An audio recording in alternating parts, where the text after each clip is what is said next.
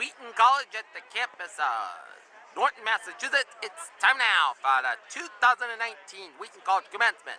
Good morning, everybody. I'm Peter J. Wiggins. It is a lovely day for a commencement at Wheaton College in Norton, Massachusetts. It is in the 60s right now, and these are people of this is family and friends of the graduates of the 2019 Wheaton class commencement. It is a picture perfect day for a commencement. A far cry from last year in which it was a rainy day in Wheaton College had to be inside. But today, much better weather conditions as people are looking forward to this Wheaton commencement on this wonderful Saturday in Norton. Welcome back to the 2019 Wheaton commencement. You see the bells clanging on the Cole Memorial Chapel at Wheaton College. It is 10:05 on this Saturday morning, May the 18th, 2019. And there you see all the graduates of the Wheaton College class of 2019 getting ready to march.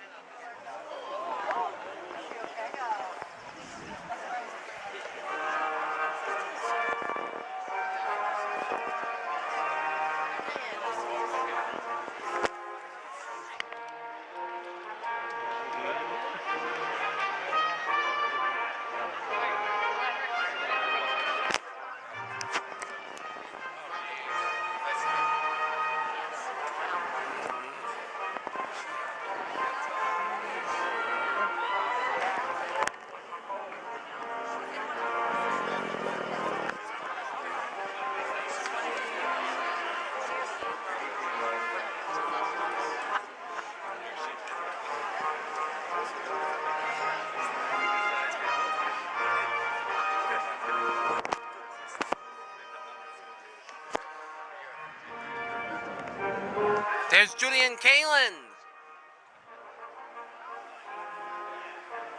Kaylin!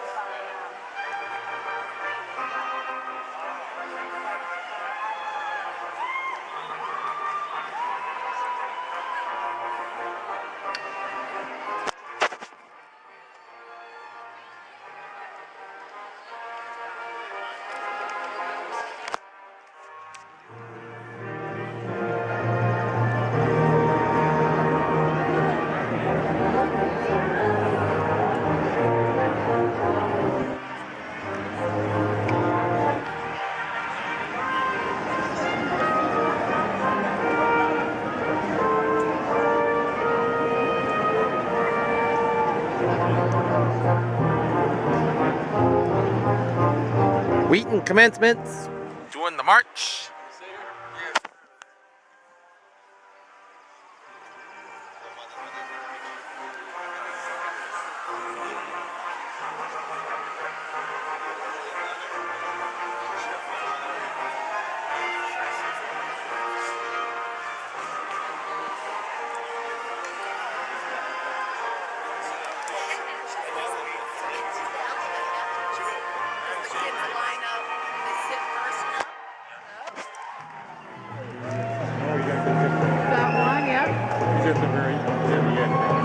Well, she's at the front because they sit Woodward first. Oh. And the other. That's kind of so I did tell her. She's like, Mom. I'm like, just looking for something.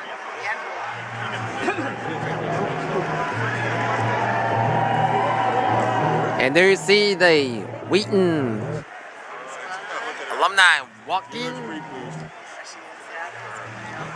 There you see the Wheaton class of 59 walking back when this school was an all women's school until it went co-ed back in 1988.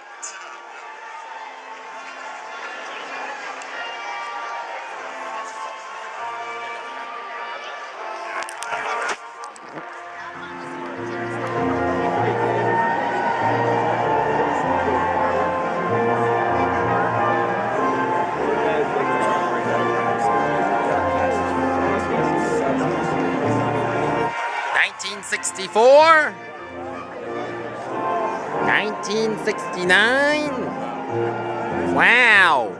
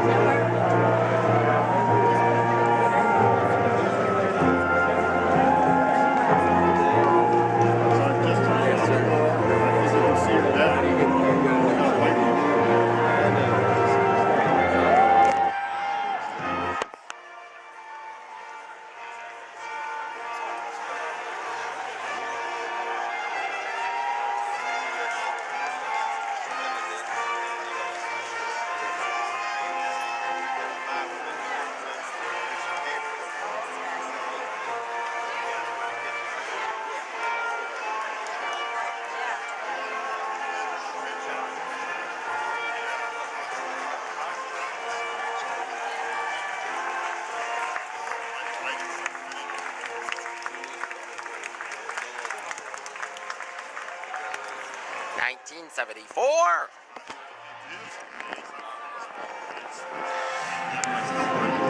1979. 1974.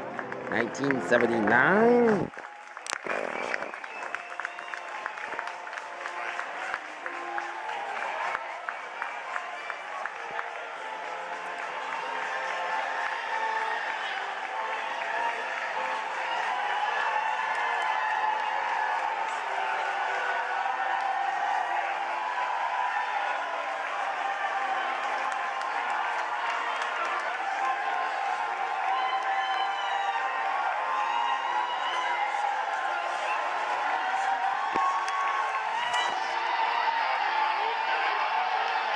'84, 1989.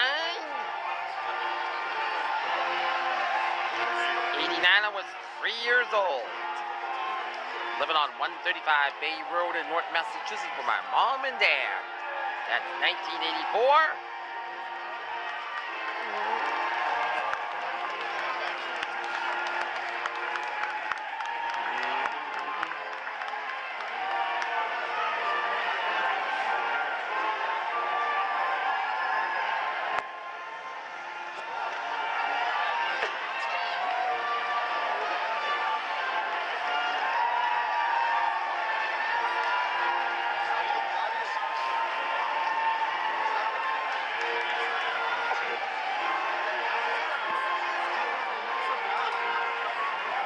Wow, 2017.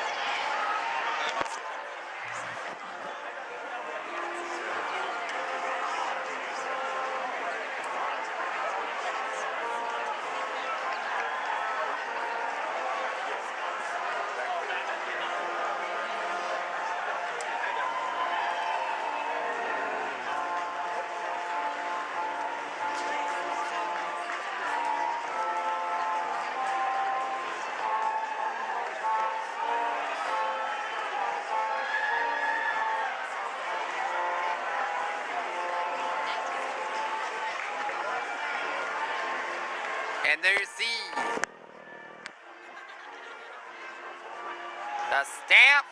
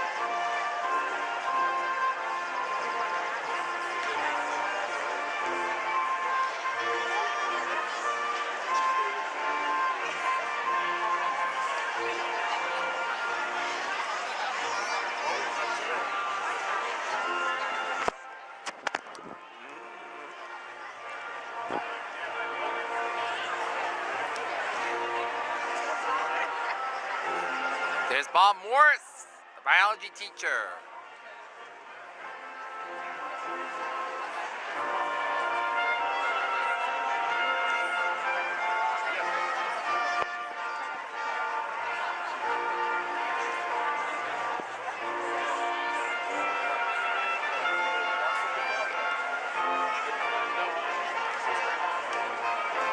And this is the faculty at Wheaton College. All the professors.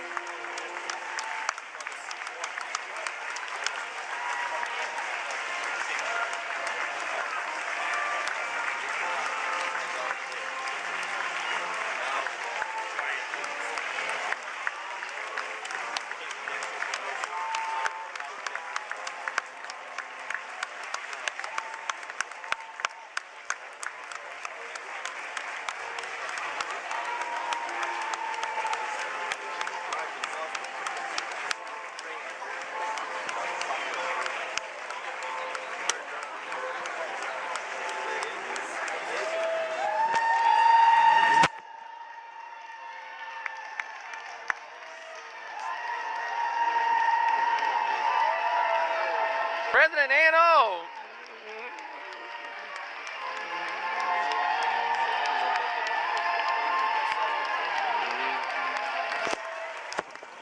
President Anno! President Anno!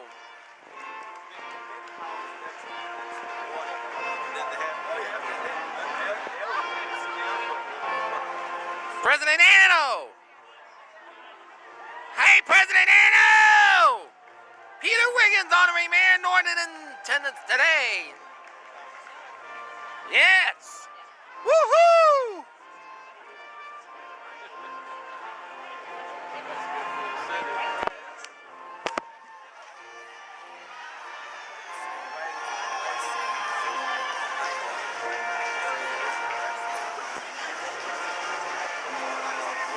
Here see all the graduates lined up in the dimple.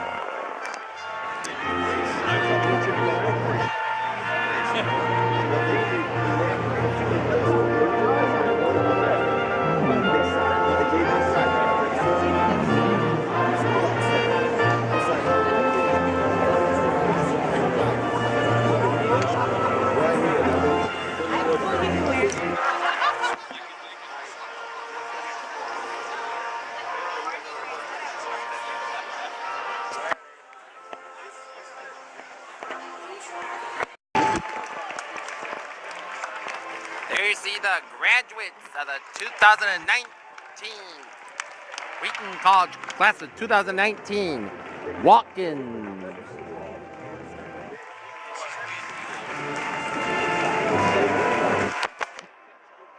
Kaylin! Kaylin! Yeah!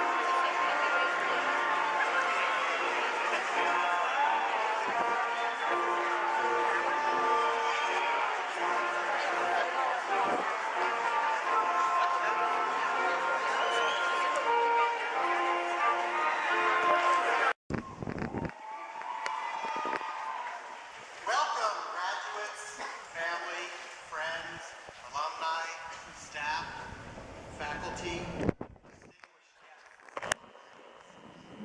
Please take a few seconds to look at all the remarkable people around you. Who have come to on this glorious day. What a blessing it is for us to have been kept alive, sustained, and brought to this day. Or as we say in the Hebrew words in my Jewish tradition, Baruch atah Adonai, Eloheinu melech haolam, shehachianu, v'kiyamanu, v'higianu, lazman hazeh. And what has kept us alive, sustained us, and brought us to this day in May 2019?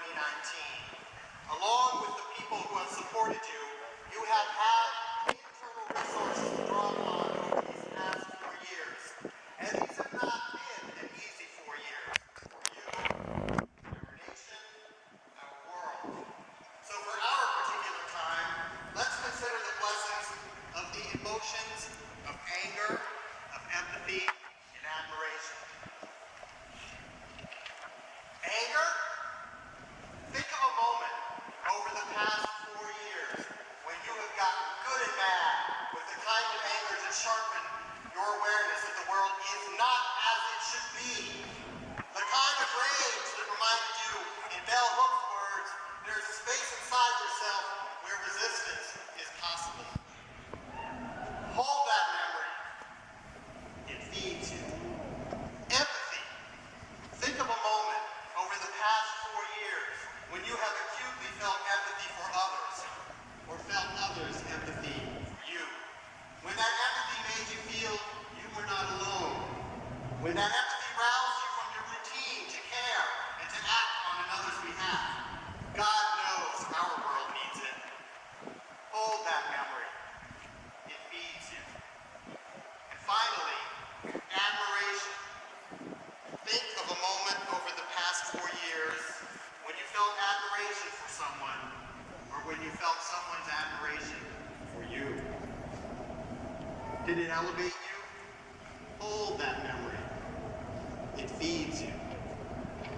May these memories of our emotional wisdom from the past, which we feel in the present, move us to act with the strength and vision we need for the future. So let's rejoice in these blessings with a prayer inspired by my teacher, mentor, and friend, Vereen Parnell. Our praise to you, spirit of good endings and better beginnings, of homecomings and life launchings, whose name is also wisdom, who gives us life, sustains us, brings us to this time, and will carry us through the times to come. Amen. Amen.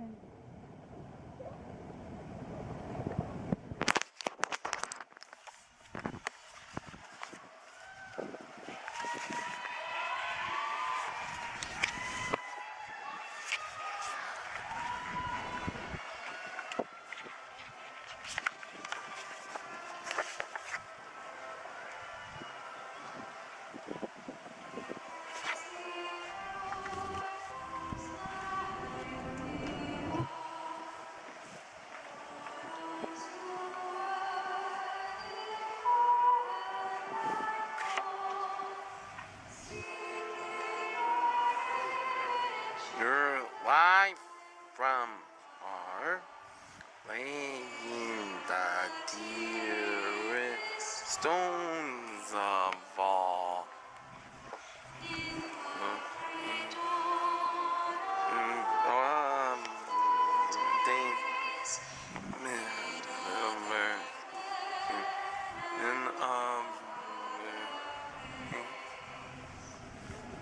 They built a better than they knew.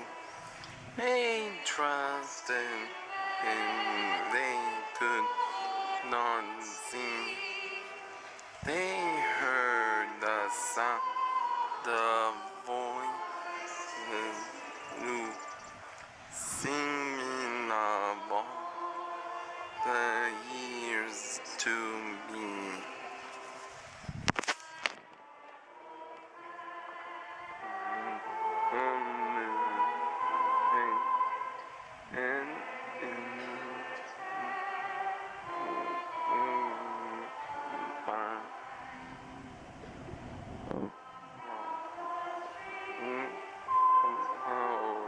Inspired and on our call, which path, red ashes of 100 fire of all memorial still grow no warm and friendly rain lit by the bar of days.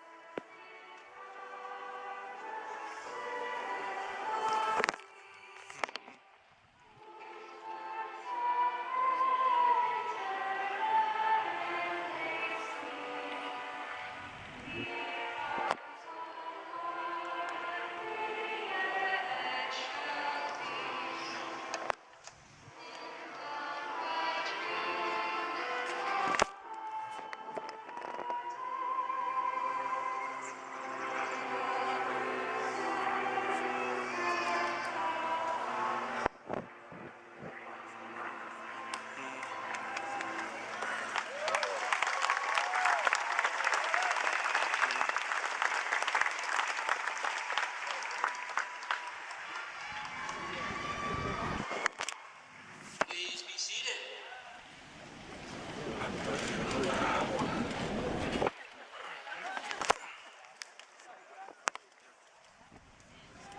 Good morning and welcome. What a gloriously beautiful day. I think it's a fitting way for the class of 2019 to spend their time together on the Dimple, the same place you started 4 years ago when you arrived on campus. Congratulations, class of 2019. You are an amazing and talented group of students.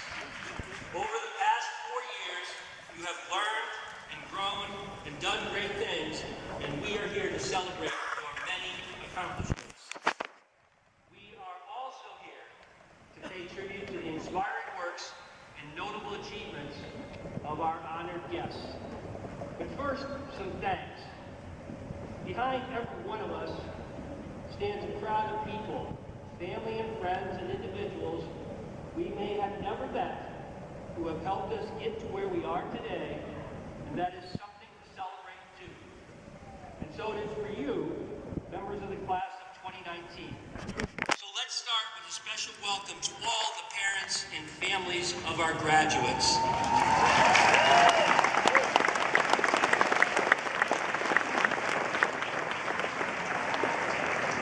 It's been our privilege, family and friends, to get to know your students, to help them discover their passions, to serve as advisors, coaches, mentors, and friends.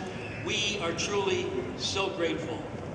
You were their first teachers, and you guided them on the path that has brought them to this moment.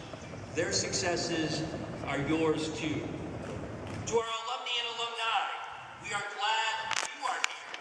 Altogether, about 500 alumni campus for commencement and reunion.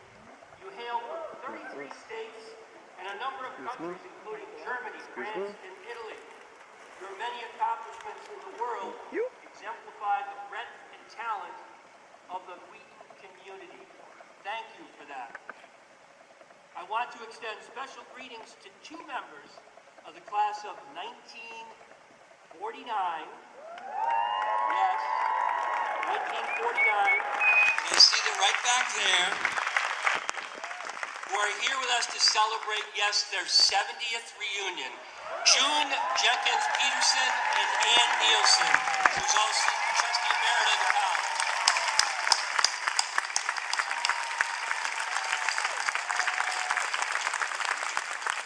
I also want to acknowledge that some alumni are here today, not for reunion, but to witness a child, a grandchild, or other family member graduate. Thank you to those people for making our college a family tradition. To Wheaton's faculty, your energy, enthusiasm, and expertise makes all the difference for our students.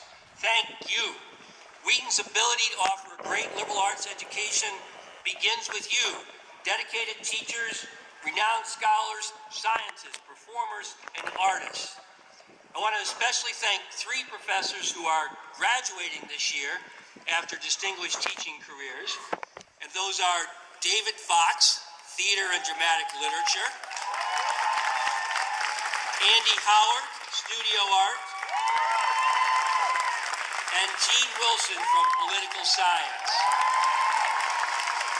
Thank you for 103 years of combined service to Wheaton and our students. I also want to congratulate faculty members who have been honored for their teaching, scholarship, and service to the community. A few of them are Gabriela Torres, Professor of Anthropology, who was honored with the Faculty Appreciation Award by the senior class. Congratulations, well deserved, Gabriela. Claudia Feo, Professor of Art, who has been appointed to hold the Hannah M. Goldberg Chair of Teaching Innovation. 4 faculty, Tandi Puglisi, Francisco de Alba, Kim Miller, and Ali Razi Shamali, all who have been promoted to the rank of full professor. Congratulations to all those faculty and class of 2019. Let's hear what you think about the faculty who have mentored you during your 4 years here. Big round of applause. Woo! To Wheaton staff, your contributions to our students' education are many and varied. From the advice and support you offer students to the myriad tasks you perform to maintain this campus as a vibrant learning community. All you have to do is look around at this beautiful place and the sense of community that's here and realize what a contribution the staff make to Wheaton College. Thank you.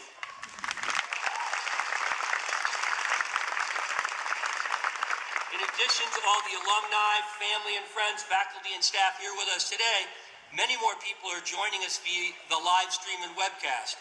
To all of you out there, I'm sorry that you're not basking in this rare New England sunshine, but we are glad you are with us.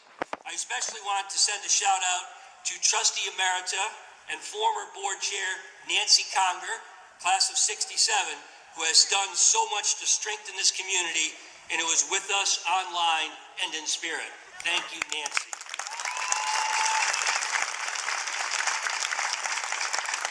And speaking of people who are not here, there's a few members of the class of 2019 who are a little busy today and couldn't be with us.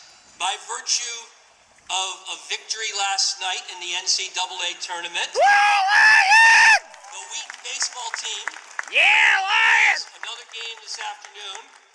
Hopefully they're up watching this. Welcome to the class of 2019. Wheaton Lions! Special shout out to Joe Bongiovanni, Willie Boyd, Connor Gammon, Jimmy Gianquiti, Tommy Larson, Jared Sharkey, and Josh Tribuck. Go out there and win another one for Wheaton. Go Lions! Go Lions! We're all rooting for you this afternoon, and I'll be watching online.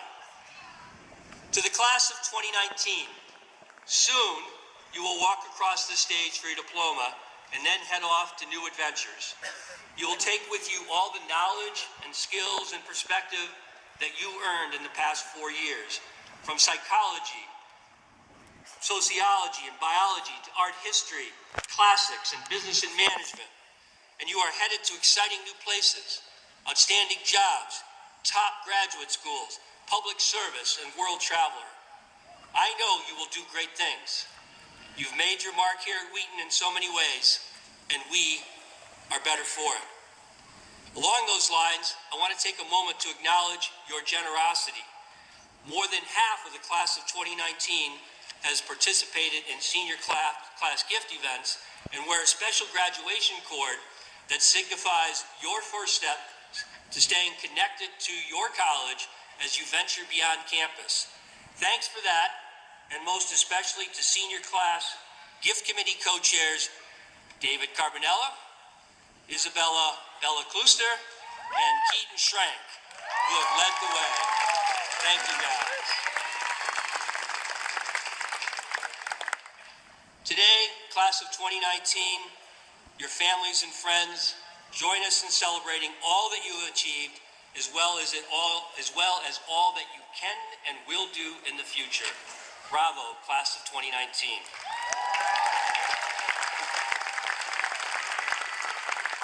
It's now my pleasure to call on Antonio, or Tony as we all know him, Galvin, president of the senior class, for his greetings. Tony, come on up. Yeah, Tony!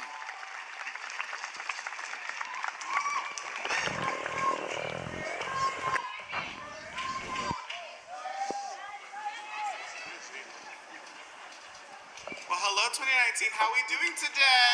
Doing good! So I'm so happy to see us all in one place at least one more time, because wow, you're all amazing, and I'm so excited to see us all together here to celebrate our time at Wheaton. It hasn't been an easy 4 years, not in the slightest, and there have been so many changes in the world, in our lives, and at Wheaton. It's been through these changes that we have been able to grow. Life brings about these changes as it does these challenges, and it's taken several of these challenges, conflicts, and learning opportunities in order for us to become the wise, experienced, and knowledgeable human beings that we are today. We have worked so hard to get here. We each have had so many hurdles thrown our way. The challenges of being a first-generation college student, a student with disabilities, a student of color, a queer student, an international student, or any challenge we face due to who we are, we have risen to those challenges, and we have made it and succeeded against any odds. And I want to show appreciation for those students who have succeeded regardless of how hard the world around us tries to work against us. I'm proud of each and every one of you, so please clap.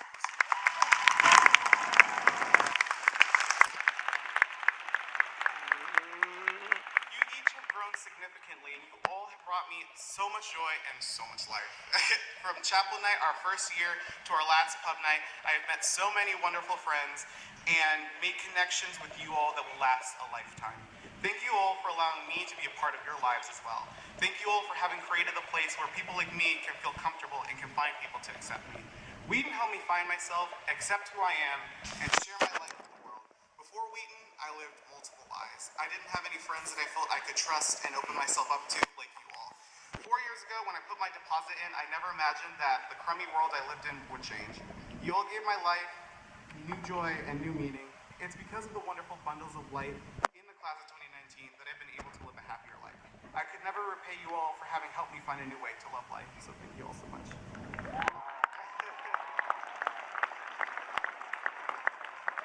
I also need to thank the amazing staff and faculty here at Wheaton. You have all worked tirelessly to make sure that we each can make it to this ceremony, and we appreciate you all for doing everything to ensure our success.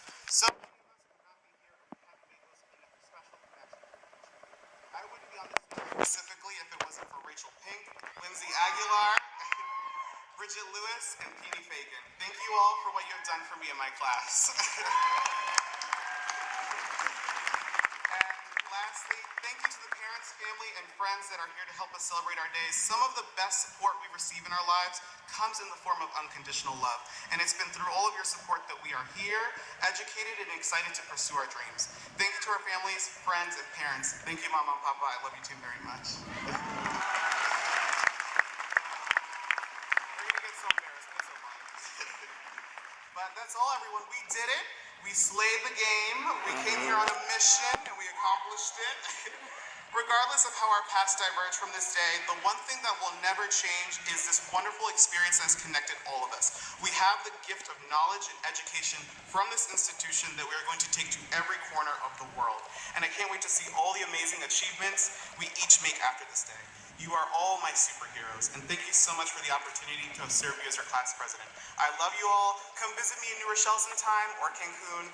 It's a fun time, I promise. And I'll see you all around. Thank you so much.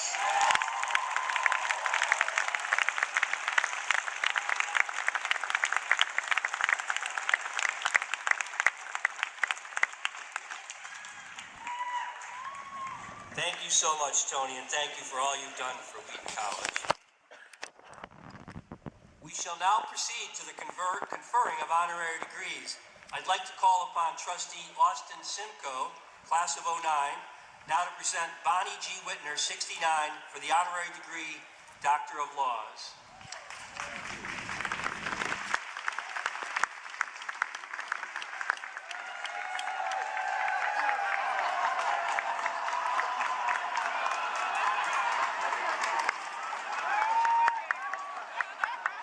Keith, you don't want to miss what's behind you. No?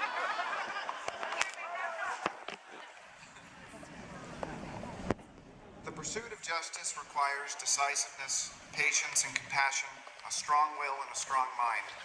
It involves seeing people through difficult times in their lives, hearing many sides to a story, and finding the truth. You, Bonnie G. Whitner, have dedicated more than 30 years to this path of public service as an attorney and as a judge in New York City. After graduating from Wheaton with a bachelor's degree in European history, you earned your law degree from Boston College and then began your career working as a staff attorney for the Legal Aid Society in New York City. You then served in the New York State Attorney General's office in the Antitrust Bureau, first as a staff attorney and later as Deputy Bureau Chief. In 1983, you took a seat on the bench, appointed to the Criminal Court of New York City.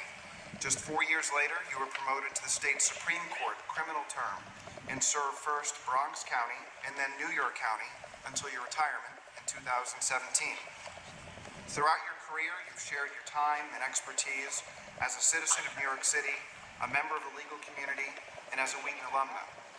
Your service includes 10 years as chair of the New York County Supreme Court's Gender Fairness Committee and 8 years on the board of directors of the Fund for Social Change.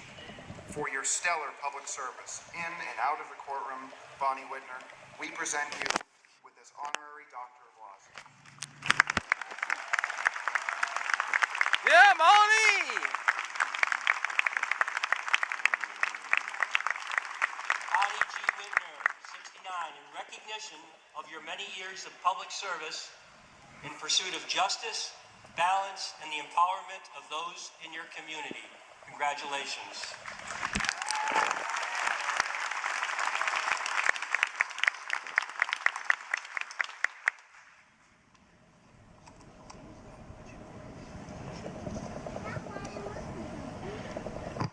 President Hanno, Wheaton trustees and faculty, the class of 1969, the class of 2019, and all the other guests here today. I am thrilled, honored, and humbled to be a recipient of this extraordinary award. 54 years ago, when I came onto this beautiful campus as a day such as this, I never would have imagined that I would be here today accepting this prestigious award. I would have imagined that I would become a judge and the recipient of this wonderful honor. 1969, when I graduated from Wheaton, our country was in turmoil. The Vietnam War was raging, while the Civil Rights Movement was bringing new opportunities to many of the previously disenfranchised. The country was highly polarized, much as it is today. As I approached graduation, I wanted to be part of the solution to the challenges facing our nation, but I honestly didn't know how I would do that. A close friend who's here, she knows who she is, and I decided to take the LSATs and apply to law school. My professors encouraged me, and I did go to law school directly after graduation. The required courses of my first year of law school, however, really didn't inspire me. I missed the breadth of liberal arts study and the small, nurturing Wheaton community. However, I persevered and found as I began taking courses I liked, such as constitutional law and federal courts, and interning as a volunteer at the Legal Aid Bureau and the Lawyers Committee for Civil Rights, I realized that pursuing a legal career was the right path for me. Wheaton prepared me for the rigors of law school and a legal and judicial career. At Wheaton, I learned to think critically and write concisely and persuasively. I was asked to give you some pearls of wisdom as you embark upon your lives after graduation. It would be presumptuous to give you a roadmap. However, I can make a few remarks about how my career unfolded. I was open to all possibilities and took advantage of every opportunity that presented itself to me without judgment. After practicing law for 10 years, one of my mentors suggested that I apply to become a criminal court judge of the city of New York. She persuaded me that it was a perfect time, as the then Mayor Koch was looking to diversify the courts, and as a 35-year-old woman with my background, I might just be in the right place at the right time. I did apply, was appointed, and it launched my 34-year tenure on the bench. I would encourage you to learn from those who have preceded you and never to be afraid to ask for advice. I feel indebted to my mentors who supported and encouraged me and gave me sound advice and counsel. Whatever path you choose, business, graduate school, work, public service, or community involvement, give it 100% effort. Doing your best possible job will be its own reward, because you never can tell what doors will then open for you. I've just told you how well Wheaton prepared me for my law school and future career. However, there are a few essential life skills that Wheaton did not teach me. I will now let you guess which ones I have still not yet mastered. Drive a car, roast a chicken, type a term paper, sew on a button, and wear sunscreen. In conclusion, as Mark Twain said, 20 years from today, you will be more disappointed by the things you didn't do than by the ones you did do. So throw off the bowlines, sail away from the safe harbor, catch the trade winds, explore, dream, and discover. Congratulations to the class of 2019. I wish you well in your future endeavors. And again, I thank you for this wonderful and prestigious award.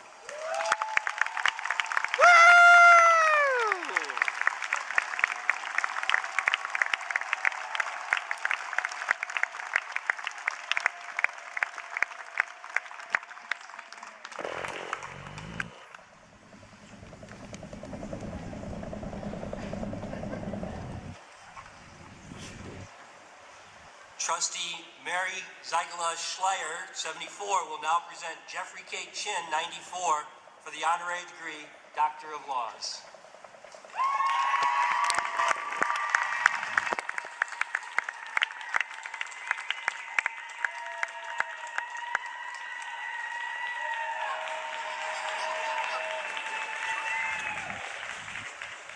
The practice of leading through service to others is often applauded precisely because it is uncommon.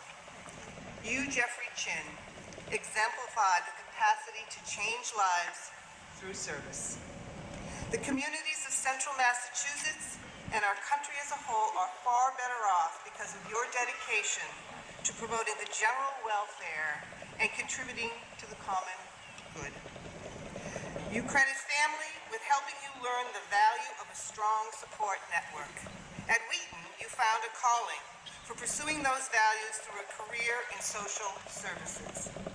After graduation, you worked on the front lines at numerous nonprofits, earned a master's degree in social work from Boston College, and rose to lead the Big Brothers, Big Sisters of Central Massachusetts and Metro West. Disadvantaged and at-risk youth in 42 communities benefit from the organization you lead, and the chapter has earned recognition as one of the most effective in the nation. You find many other ways to lift up the communities of which you are a part, including as an elected representative to town meeting and a member of the Health Advisory Council in your hometown of Shrewsbury. Your service extends well beyond the borders of the Commonwealth. As a commissioned reserve officer in the U.S. Navy, you spent 10 months in Afghanistan, supporting operations in the Strategic Command. Your dedication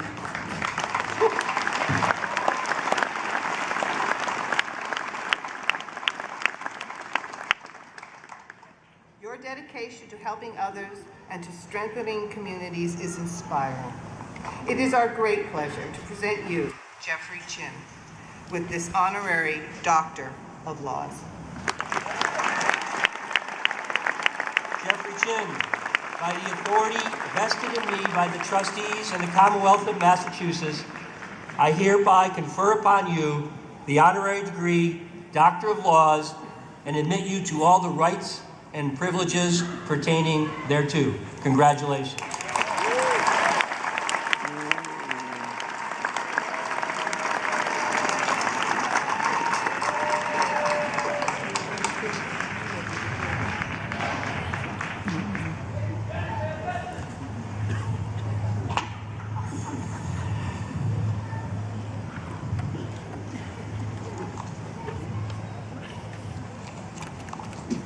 Wow, thank you, President Hanno, Board of Trustees, honored guests, and the entire Wheaton community.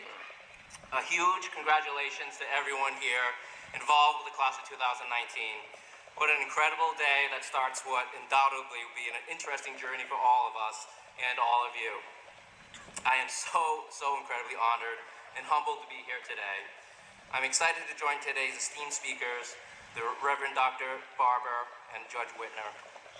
To be honest, I am really nervous about how this is going to go today, as I'm usually terrible about reading prepared remarks.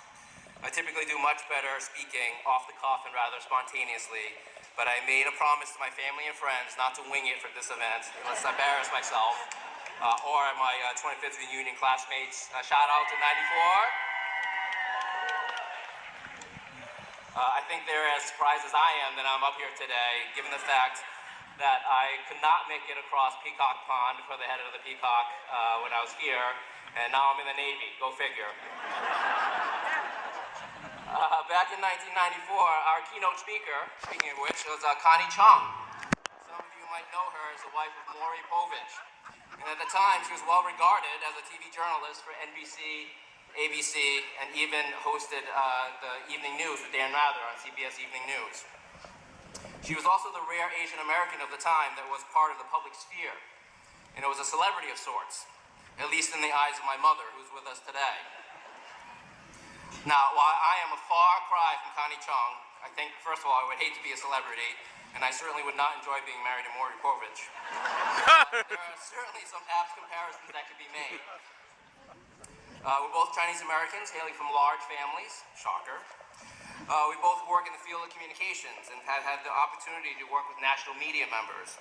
And we both have the support and the approval of one Carrie N. Chin, my dear 71-year-old mother, who is happening to celebrate her birthday today.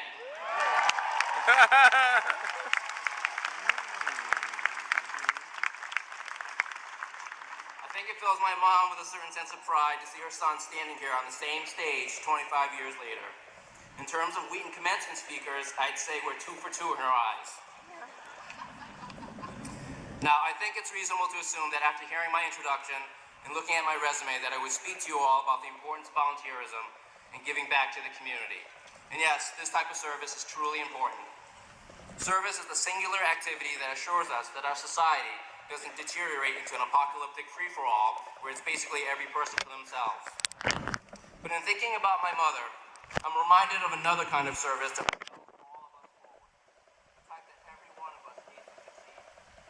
This can come from a variety of sources, but most often this service comes from parents, or grandparents, guardians, mentors, or just a champion in your life that provides you with the help that you need to achieve and grow. The impact of this service to your success cannot be overstated. My mom immigrated here from China when she was a child. She left her parents and the conditions in her village in Canton to live with her grandmother in Hong Kong with the hopes of finding a life full of both prosperity and a freedom of choice. After getting married and settling in Providence, Rhode Island, my mother was focused on creating a life for her children that was not possible for herself or her siblings. The opportunity to shape a future through hard work, access to education, and ability to pursue a career or vocation that we were passionate about motivated my mother to provide the best type of service, the service of helping and advancing the opportunities for me and my sister. My mother worked in a factory that manufactured jewelry for over 20 years. She also worked to get her citizenship in 1975. She worked nights at our family's restaurant. She worked 2 jobs to help us achieve and gain access to things that she did not. Some would say this is due to a parent's love for her children, and while that is true, it also speaks to a selfless devotion to help others ignite their potential. My realization of this type of service really didn't manifest itself until this day, 25 years ago today, when I was the first in my family to attend and graduate from college.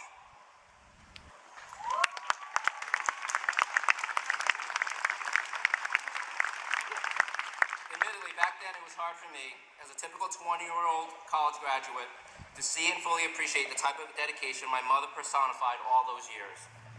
It's well past time that I honor her devotion and sacrifice in service to our family. This introduction to service and helping others is what shaped and ignite my career, first as a clinical social worker and then later as a member of the U.S. Navy.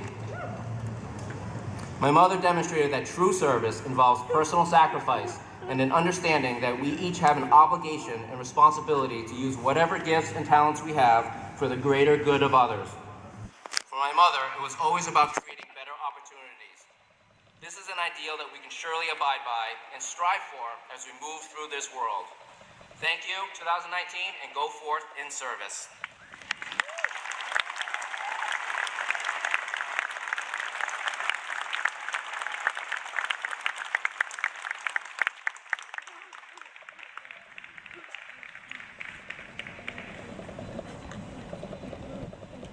Trustee Makia Moody, class of 2000, now will present Reverend Dr. William Joseph Barber II for the honorary degree Doctor of Laws.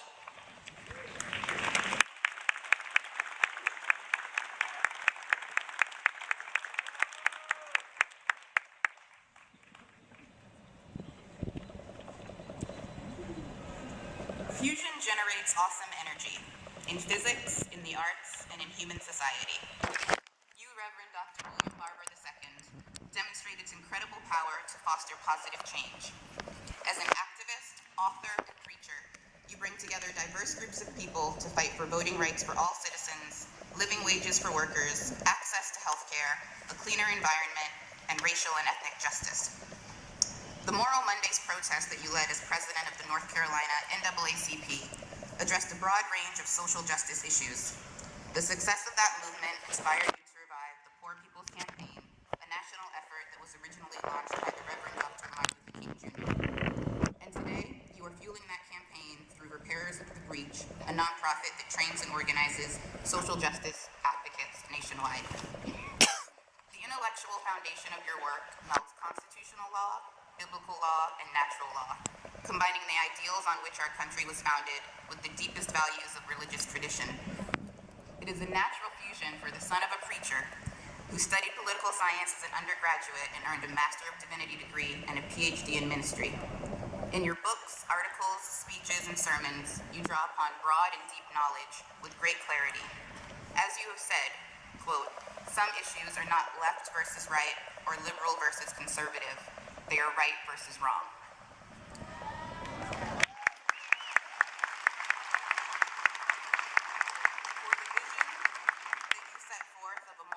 than perfect union, and the inspiring example that you set in working toward an equitable and inclusive society, it is our great privilege to present you with this honorary Doctor of Laws.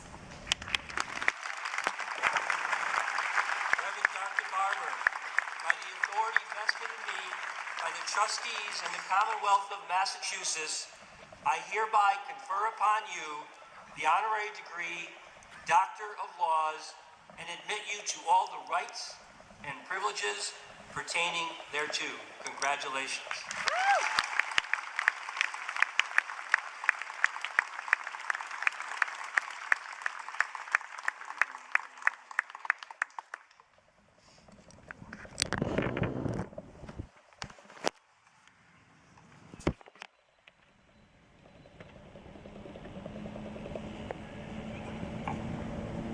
To our Creator who has allowed all of us to be here today, to our leader, Dr. Hanno, to all the trustees, professors, faculty, to the staff, the secretaries, the cooks, the janitors, the safety officers, the family, friends, and most of all, the class of 2019.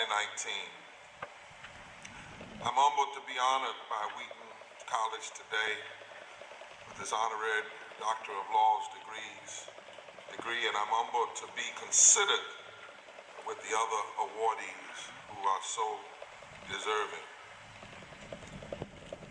I'm thankful by the grace of God to be here with you today. Nearly 40 years ago, I sat where you sit now in my own alma mater.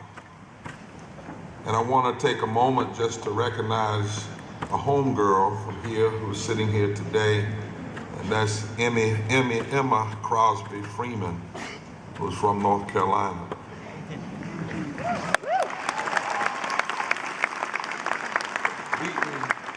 Wheaton was founded in 1834 as a female seminary and chartered as a four-year liberal arts college in 1912.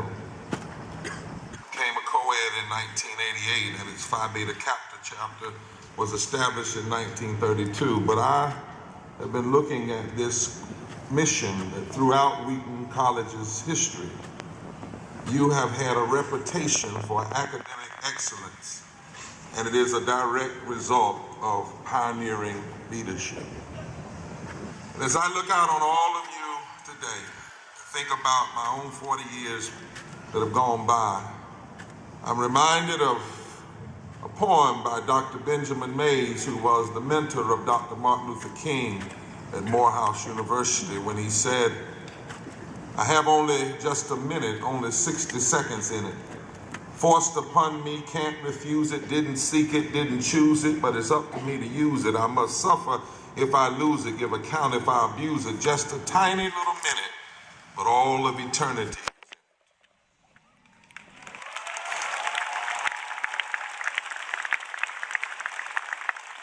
Because of this class of 2019, I've come today to issue both a caution and a call. And it is that you must graduate today, but get up, get together, and get involved tomorrow.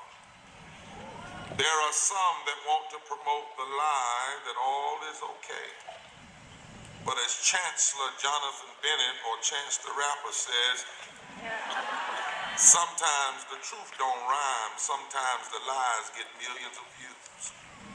And in this moment, you have to question the Trumpistic slogans we hear about bull markets and booming economies.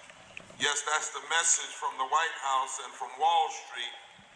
We do live in a time when some people who put their names in gold plating on new buildings like to talk big talk. They collude with lies and obstruct the truth and say everything is fine when it is not. Many others engage in attention violence and refuse to even look at the realities around us. And others see the problems but just throw up their hands and say nothing can be done. The truth is, life is hard for most folk in America, and something must be done. For many of you here, you are only the first or the second generation in your family to even go to college. And no matter how you look on the outside, it was hard to get here, hard to stay here, and it's hard out here. And in many places, it's getting harder. And that's why John Legend, my friend, as we talked not too long ago, said in his latest song, you can't just preach. I can't sit and hope. I can't just sit and pray that I can find the love when all I see is pain. I try to do the things I say that I believe. I can't just preach, baby. Can't just preach. Can't just preach. Fall into my knees. I can't just preach. I must do something. I've been traveling all over this land for the past 2 years, organizing people for the Poor People's Campaign, a national call for a moral revival. And I want to invite each one of you to join it, to Google it, to be a part. I'm just back from Chula, Mississippi, the poorest city in the poorest county in the nation, where human beings are literally living in the midst of raw sewage. I've been in the backwoods of Appalachia with white communities where people are suffering because of corporate neglect and because tops of mountains are cut off in order to get a little bit of coal, and then the tops of the mountain turn to mud and destroy their homes. I've seen homeless encampments and tenant buildings. I've been on native lands and on back roads in the country, and that's the harsh reality of poverty in the richest nation in the history of the world, which is why I know you must graduate today, but then get up, get together, and get involved tomorrow.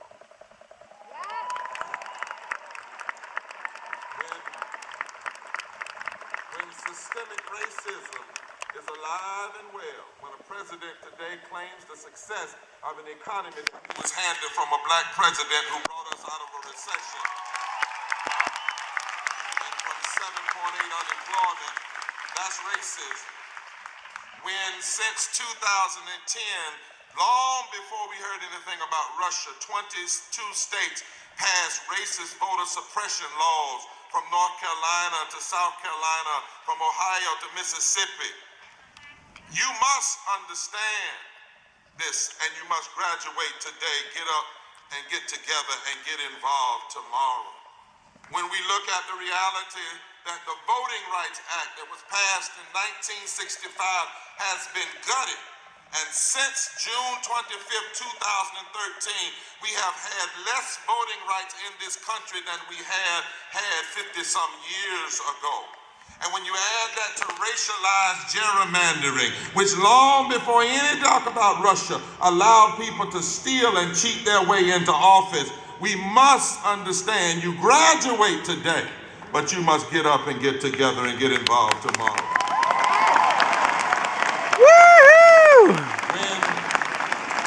When a president loses the election by 4 million votes, but is selected president by an electoral college that is a relic of racism and slavery, and 100 million people chose not even to vote in 2016, you must graduate today, but then get up, get together, and get involved tomorrow.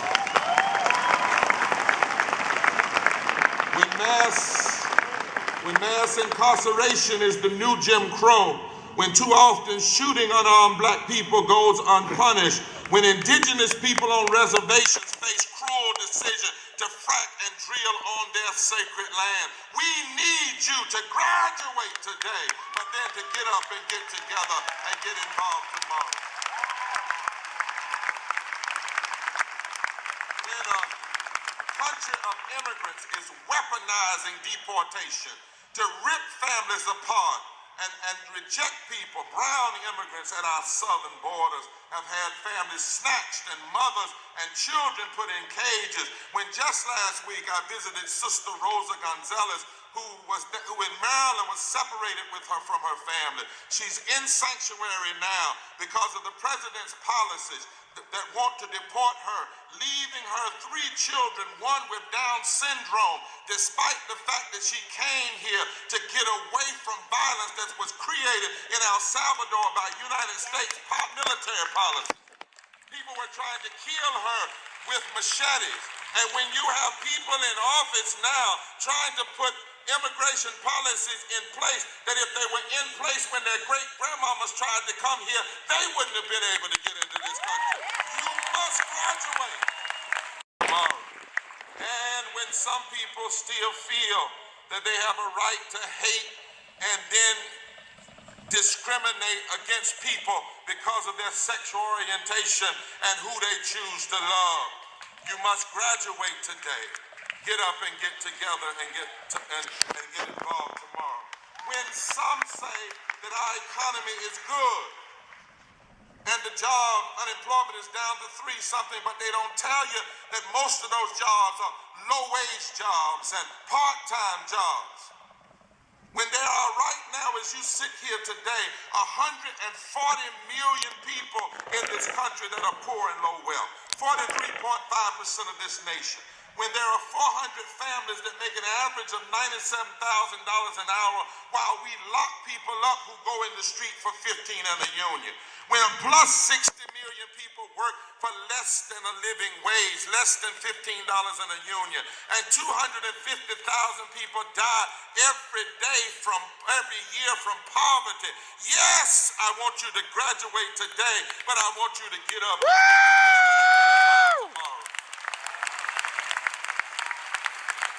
When 37 million people go without health care, and people who pray not to get sick because they can't afford treatment, and when politicians try to block people from getting health care, when those same politicians, when they get elected to the Congress, they get free health care, paid for by our money. When just last week, or 2 weeks ago, the current administration had a prayer day, and on that same day, they told the members of that administration were praying, P-R-E-Y-I-N-G, and trying to roll back the policies that protect people with pre-existing conditions and protect pregnant women. You must graduate today, but you must get up and get together and get involved tomorrow. When we see the hypocrisy of an Alabama state governor who has refused to expand health care, who is against health insurance companies having to cover pre-existing conditions and pregnant women, who is against living wages, even though thousands of people die every year from poverty, who is for sinful racist voter suppression laws, now says she's signing a law because she cares about life and morality, and signed a so-called heartbeat bill to take away a woman's right to choose. When the reality is, shamefully, she's claiming to care about a heartbeat inside the womb, but doesn't care about heartbeats outside the womb.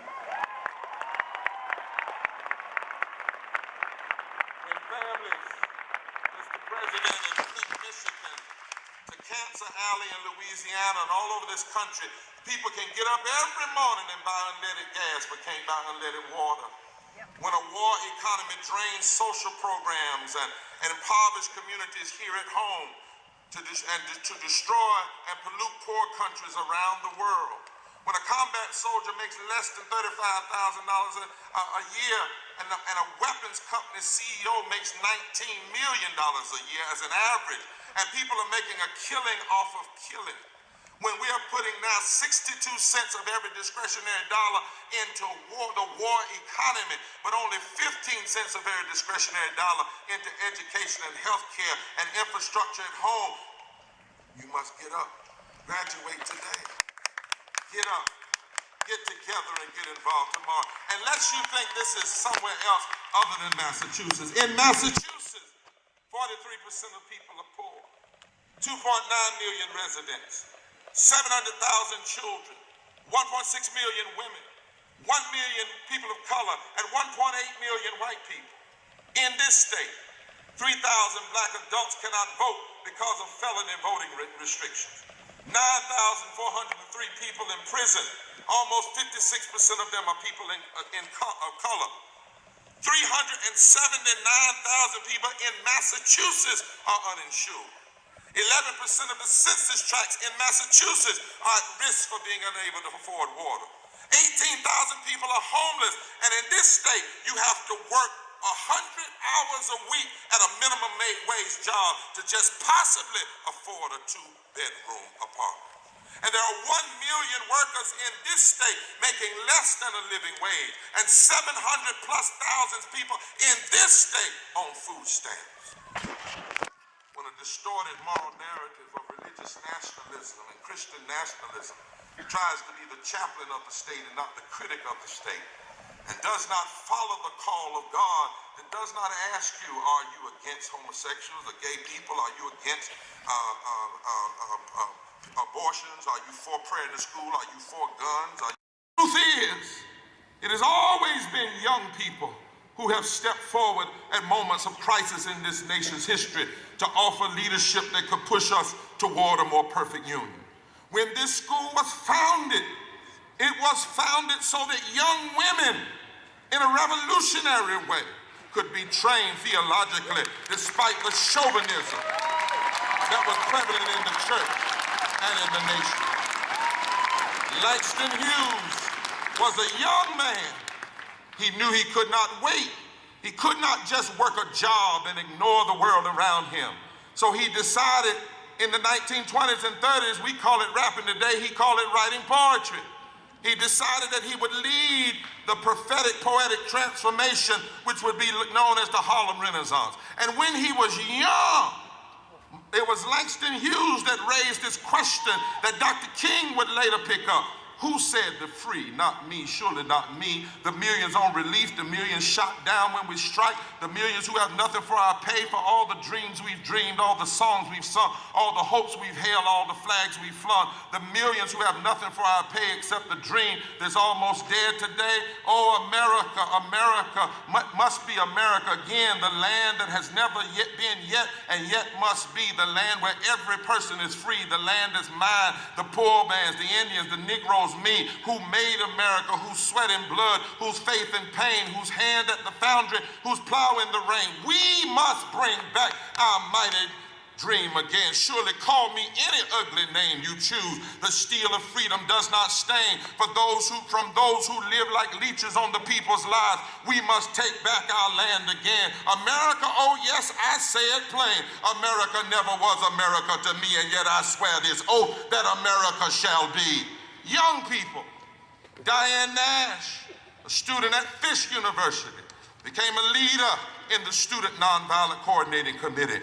She was at the center as a young woman of shaping the Selma to Montgomery March. Bob Zellner, the son of a Klansman from Alabama, changed his whole history trajectory and became the first white young man to be in the Southern Student Nonviolent Coordinating Committee. And since I'm a preacher, that brown-skinned Palestinian Jew I follow, his name is Jesus, in the flesh was a young man. And even as a teenager, he was challenging wrong. And his first sermon as a young man in his hometown was, the Spirit of the Lord is upon me to preach good news to the poor.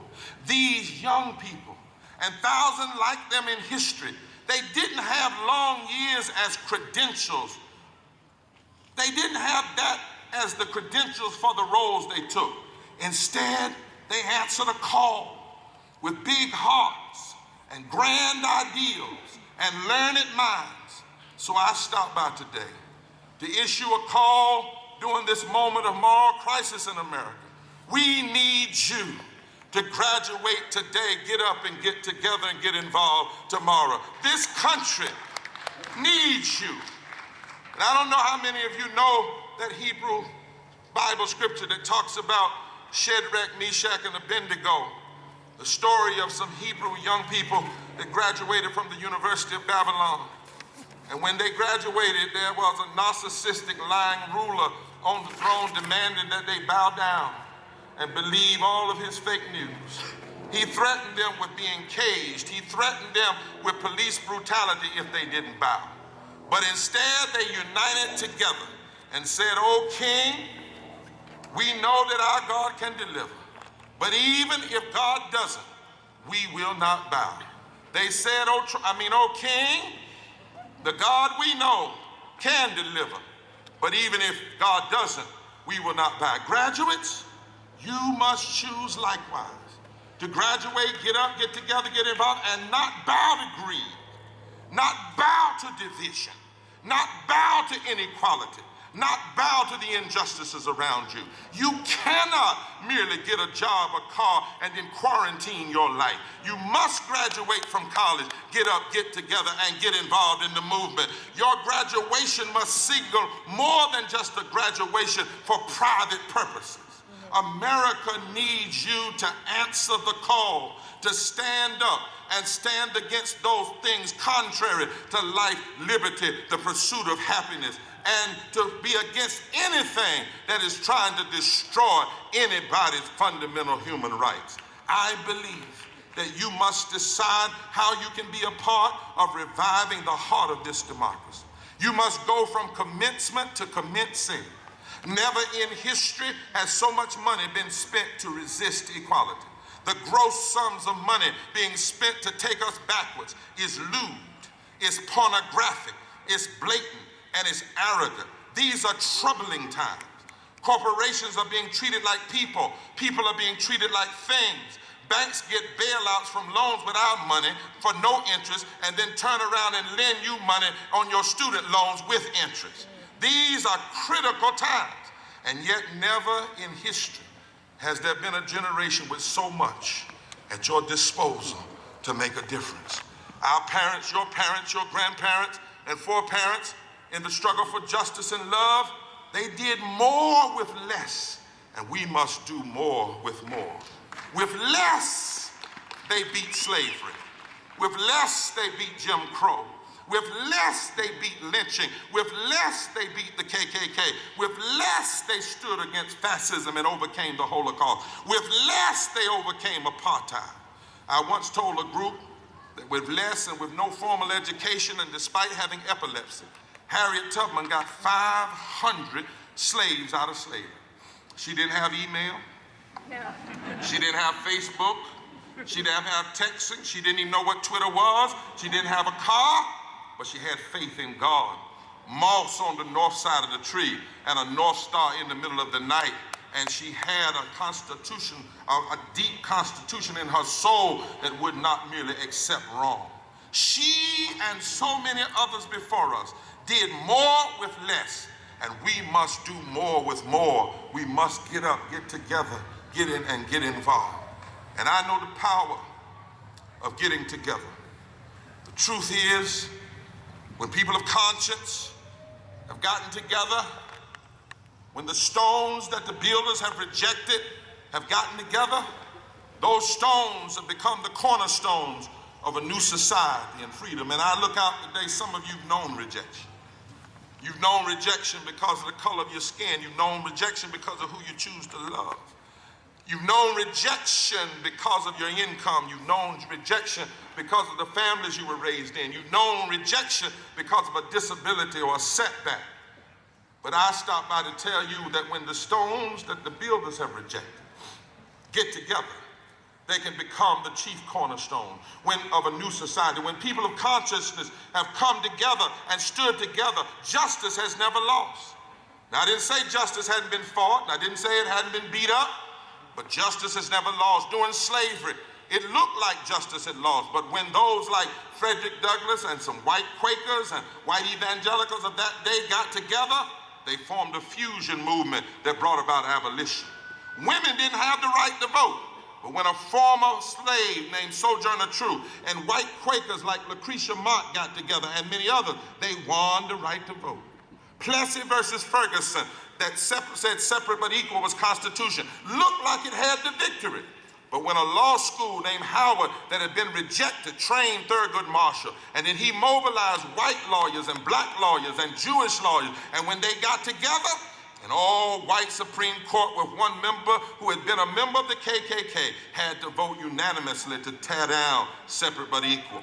It looked like Jim Crow had beaten down justice and right couldn't rise again. But when Rosa Parks and Martin Luther King and Bayard Rustin, who was gay, got together with white folk like Viola Russa and James Reeb and others, they tore Jim Crow down. God changed America by raising up people who dared to get up, get together, and get involved. And there's a power when we get up from where we are, get together and get involved. 1993, I qualified for rejection. Sickness hit my body. I stayed in the hospital for weeks. I went through depression. Doctors said I might never walk again. Some people told me I'd never be able to pastor again. I spent 12 years on a walker in a wheelchair, pain all the time. Only time I had some relief was when I was standing up speaking. I guess that's why I'm long-winded today. But over that time, Mr. President, something happened. My mind got together. My doctors got together. My pharmacists got together. My therapist got together. My swim coach got together. My family got together. My church got together. And the prayer warriors got together. And I can stand now because all of those folk got together. And so together, we can get up and get involved, and we must. Together, love can take on hate. Together, mercy can take on meanness. Together, justice can take on injustice. Together, truth can defeat lies. Together, we can come together and protest. We can come together and vote together. We can push back wrong together. We can lift up rights together. Together, we can get up and get involved, and we can change America. And when we all get together in this nation, what a day of rejoicing. What a day of justice it will be when we all get together and stand for everybody's rights and everybody's well-being. And so as I look out on you, I'm led to pray. I was consecrated a bishop in the church a few years ago, and I feel like praying today, a Franciscan benediction.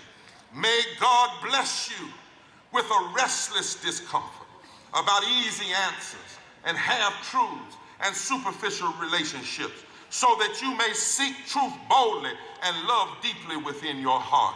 May God bless the class of 2019 with a holy anger at injustice and oppression and the exploitation of people, so that you may tirelessly work for justice, freedom, and peace among all people. May God bless you with the gift of tears to shed for those who suffer from pain and rejection and starvation or the loss of all they cherish, so that you may reach out your hand to comfort them and transform their pain into joy.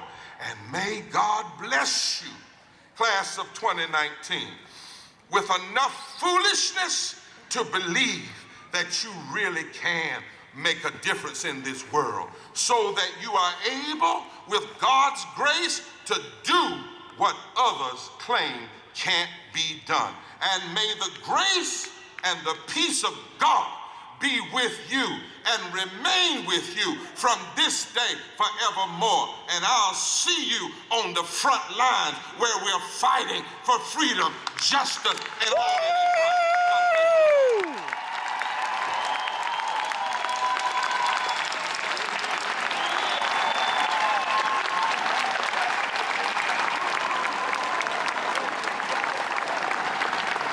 Beautiful, beautiful. Powerful speech by William Barber.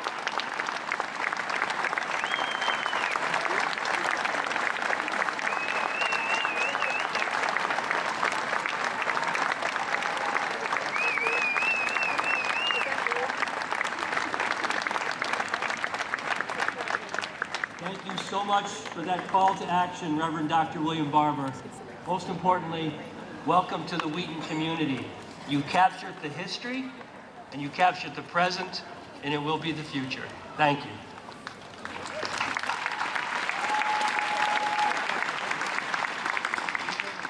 Wheaton College, class of 2019. It's almost your time. In just a few minutes, each of you will walk across this stage and receive an important document that represents the culmination of all your work here at Wheaton College. That's a big moment. That's a big moment and worthy of some deep reflection. So before you make that walk, before you come up here, I'd ask you to take a moment to reflect on those who got you here and then continued to support you while you were here. through you, class of 2019, your family and friends are now part of the Wheaton family too. Folks like Claire Kanzler's grandmother, Joanne Rosenthal. Where's Joanne? Joanne around here somewhere? She's here all the way from Los Angeles for her first time on campus. Rumor has it that Claire got her killer volleyball skills from you. Yeah! 975 career kills. Wow! And I was filming some of the games. And there's Stacia Nevin. Where's Stacia? Got to be around here somewhere. Well, I heard through the grapevine that just because I helped carry Catherine's carpet into her dorm room the day she moved in as a first-year student, that Stacia expects me to help pack up and carry out the carpet this afternoon. Don't worry, I'll meet you in Larkham right after the ceremony, so. Or how about T.D. Basso, who has been on campus just twice, the day she dropped Lorenzo off 4 years ago, and now as she surprised him and all of us to show up for his big day. Yeah. Every parent here probably knows T.D. from her many, many inspiring and heartfelt posts on the parents' Facebook page, like 3 a day. T.D., Wheaton loves you just as much as the love you have shown Lorenzo and Wheaton over the last 4 years, all the way from Italy.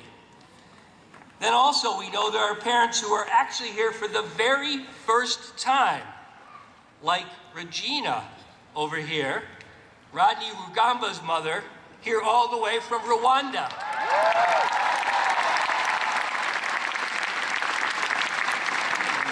I know that it's probably been hard for you to imagine what Rodney's experience was like, but I hope that in your few short days here and with this event today, you can truly appreciate what a special place Wheaton is and how much you too and your family always will be a part of this community.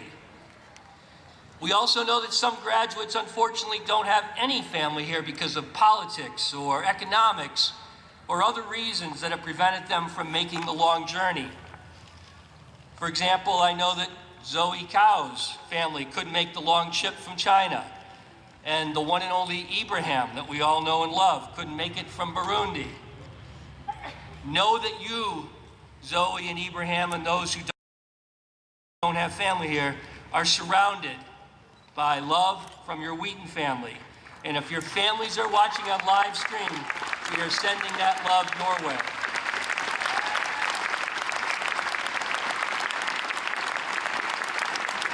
And let's not forget the other end of the spectrum. Parents like Christina DeVern's mom, Lori, who seems to be here all the time. I think I've seen Lori on campus more than I've seen Christina over the last 4 years, which is fine because she is so passionate about this place. In full disclosure, we know Lori's love for Wheaton is deep since she's a member of the class of 1984 back there, here on campus this weekend for their 35th reunion.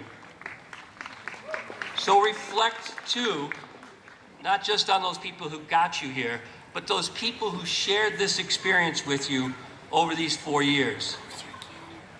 Look around you and realize that as you walk across this stage, the other members of the class of 2019 are part of how you got here, and that they will be with you in one way or another, even after you walk down this ramp and leave for the real world.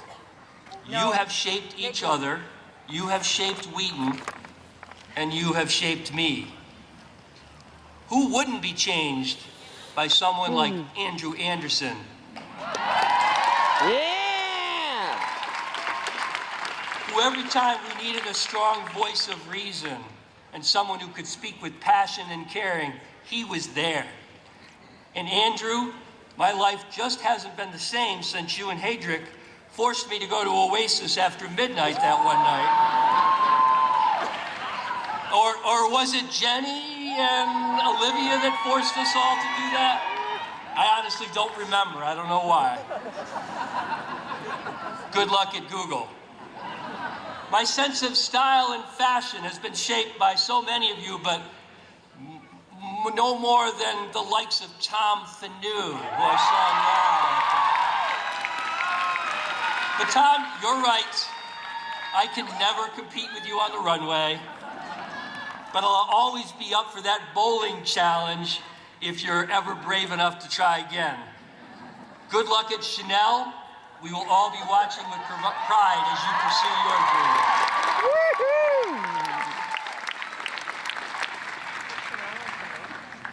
Reverend Dr. Barber made a call to action, but this class is an action-oriented class, and it has had such an impact on me and so many others with its collective passion for social justice issues. So many leaders making a difference in so many ways on campus and off. People like Jessica Chakoff, Sol Martinez-Guevara, Cam Edelman, Tracy Callahan, Ashley Sky, Ebony Kennedy, just to name a few.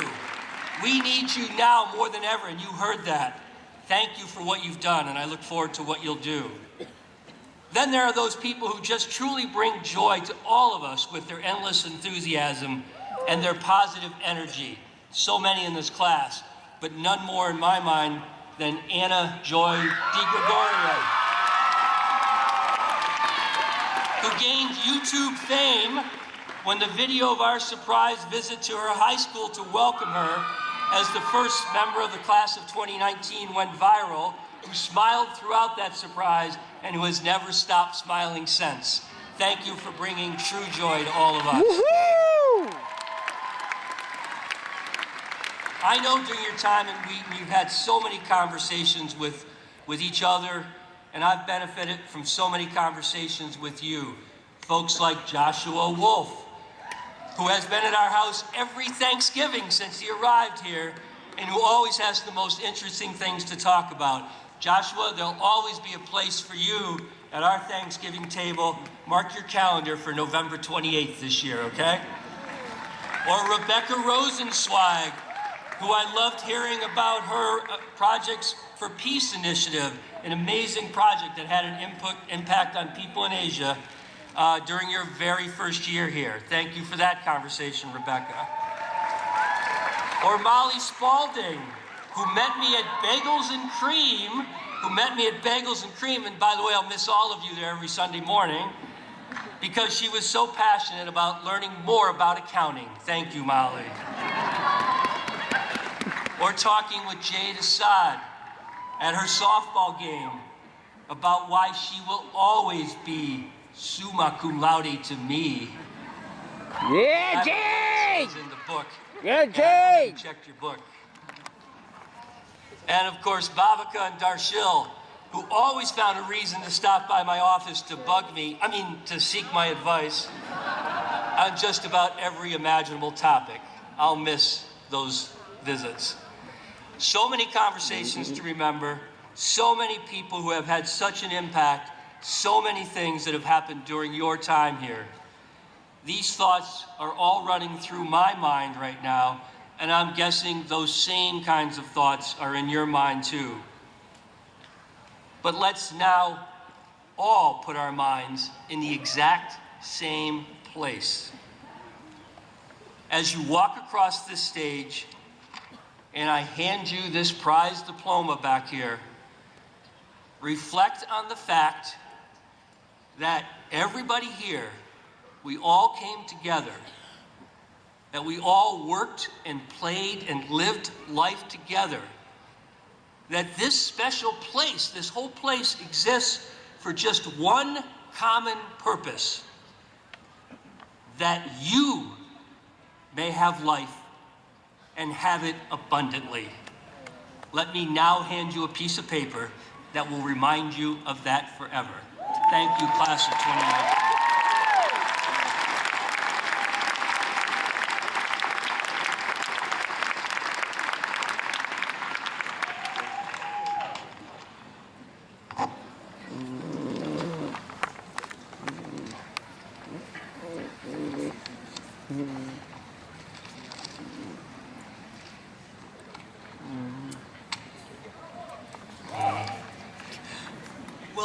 members of the class of 2019 please rise?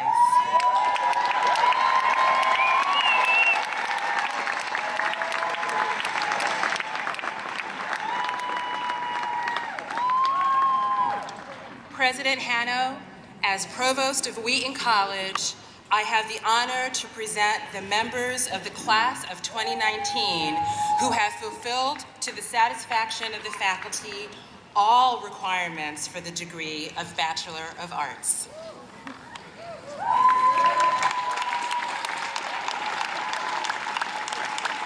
By the authority vested in me by the trustees and the Commonwealth of Massachusetts, I confer upon each of you the degree of Bachelor of Arts and declare you to be entitled to all the rights, privileges, and honors pertaining to that degree.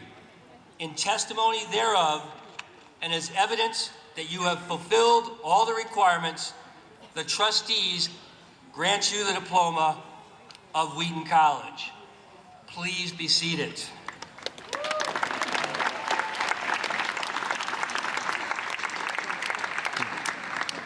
Now it truly is your turn. Dean of Students, Kate McCaffrey, will now present the graduates.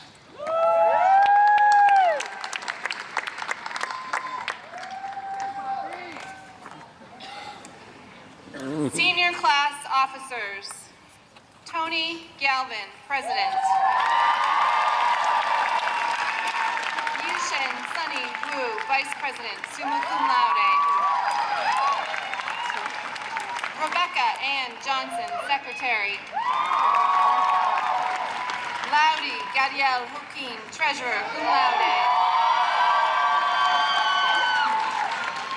David James Carbonello, Class Gift Co-Chair, cum laude. Yeah, David! A member of the basketball team. Isabella Walder Klooster, Class Gift Co-Chair.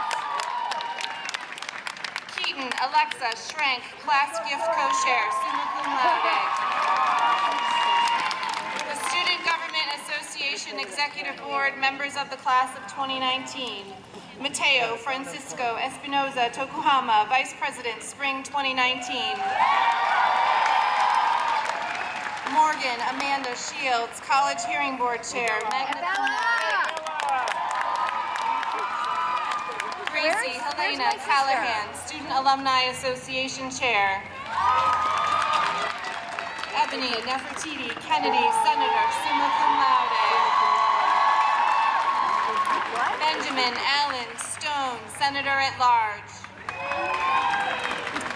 Samuel Armstrong Mahler, Class Representative. B. Grace Abrahamson. Cameron Baird Edelman, magna cum laude. Logan Elizabeth Ahern. Daniel Alexander. Ariana Mary Alfiero, magna cum laude. Noah Graham Allen, cum laude. Kennelly Sarah Allerton. Kennelly! Sandra Reed Amaral. Andrew Nigel Samuels Anderson. Joshua Antwi. Vanessa Jade Assad. Yeah, Jade! Hyunmin Bay. Peter Anthony Bardacino. Nefeli Badistatu, summa cum laude. Kevin Joseph Batson. Jordan Andre Bauer, magna cum laude. Catherine Ellis Bald, summa cum laude. Jenny Bautista. Catherine Chulong Bailey. Samuel Tyler Burke.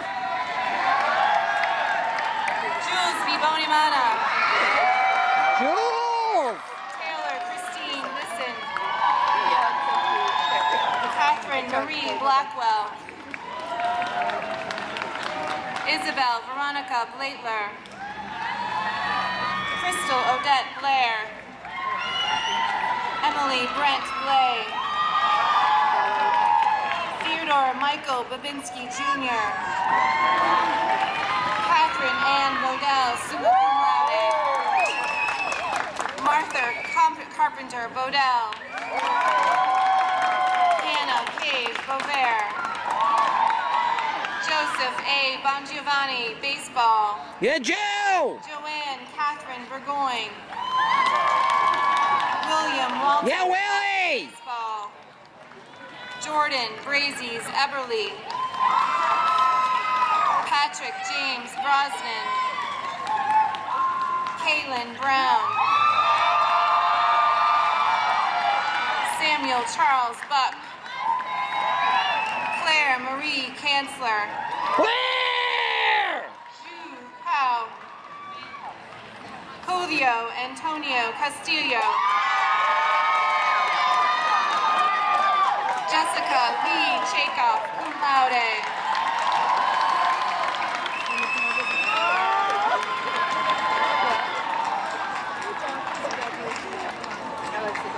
Oh, he's wearing his tag.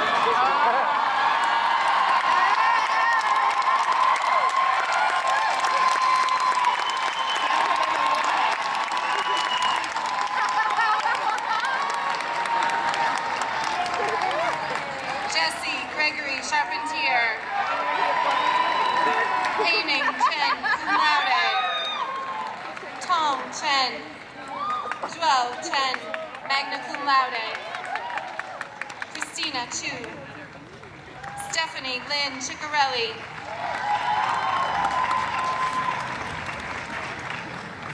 Ross Jude Gamella Simigala, cum laude. Christine Noel Clancy. Clara Jane Colas, cum laude. Winston Huang Colby. Catherine Haxey Cole. Lorenzo Boso Condemi, magna cum laude. Michelle Ann Conley. Catherine Rose Conway. Madison Olivia Cook-Comey, magna cum laude. Alexandra Jean Copenhaver. Ryan Philip Corbo. Julia Megan Corey, cum laude. Jacob Evan Cost. Olivia Page Cross, cum laude. Cassandra Louise Cusinelli, cum laude. Nefeli Olivia Custer, magna cum laude. Margaret Jean Darren. Inez Evelyn de Bramante, cum laude. Anna Joy de Gregorio, cum laude. Morgan Alexis Della Hunt. Ariana Nicole Della Rosio. Tessa Monique DeLuca. Haley DeLuca Lowo, cum laude. Gabriel Nathaniel Durr, cum laude. Christina Yvonne DeVerne, magna cum laude. Nancy DeHady, magna cum laude. Fatimata Diallo. Rachel Marie Dixon, magna cum laude. Connor William Donahue. Olivia Grace Donovan. Michael Robert Doucette. Kate Madison Dransfield. Evelyn Doris Dubois, cum laude. Babaka Dugar. Ashley Elizabeth Dunham. Fahim Abdul Bari Dyer, cum laude. Caroline Fournier Dearberg, magna cum laude. David Duaka Aquincy. Emre Can Amirali. Isabella Grace Enriquez. Gabrielle Sophie Eustache. Christine Marie Evers, summa cum laude. Brianna Corinne Fedor. Weiki Feng, magna cum laude. Thomas Antoine Fanu, cum laude. Kelsey Victoria Ferreira, magna cum laude. Dwaka! Dwaka! John Fitch Salada, cum laude. Dwaka! Yeah! Brittany Elon Flynn, cum laude.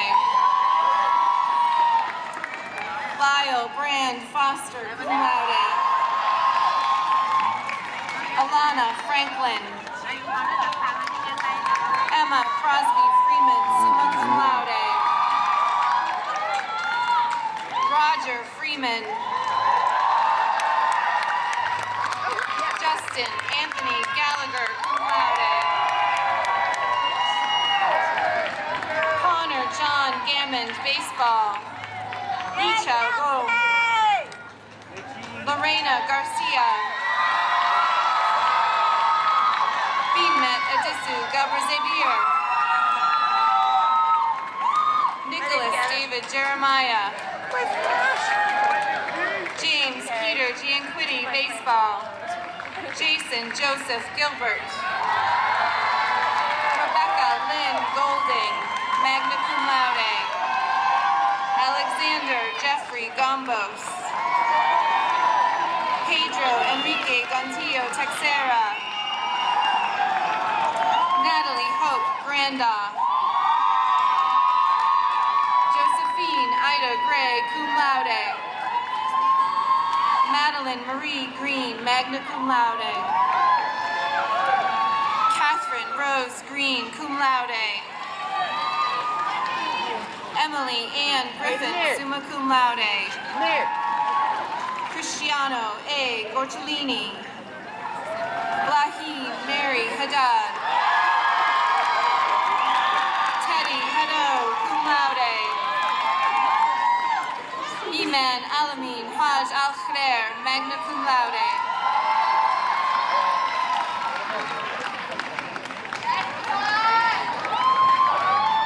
Abigail Pauline Hamilton.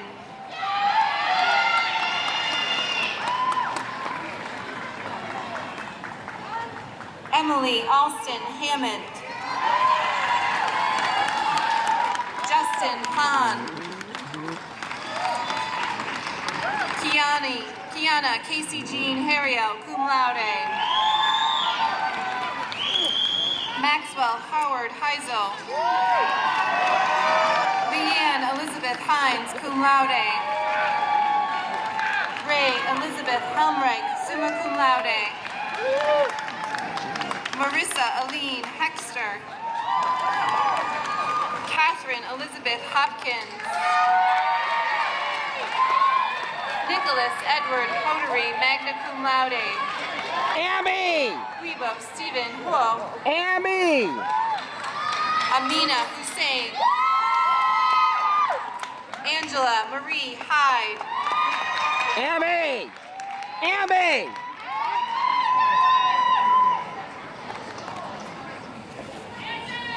Wendy Elizabeth Ireland.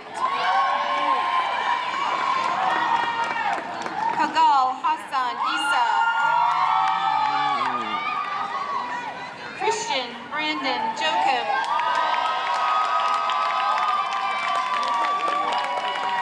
Sarah June Johnson. Nicholas Joseph Jocelyn, summa cum laude. Elaine Janet Joubert. Christina Patrice Calogeras, cum laude. Samantha Gail Kelly, cum laude. Caroline Hayes Kennedy. Elizabeth Penny. Carrie Howland Colleen. Amelia Rose King. Jacob Mackey Kidd. Evan C. Lafiere. Madeline Amelia Long.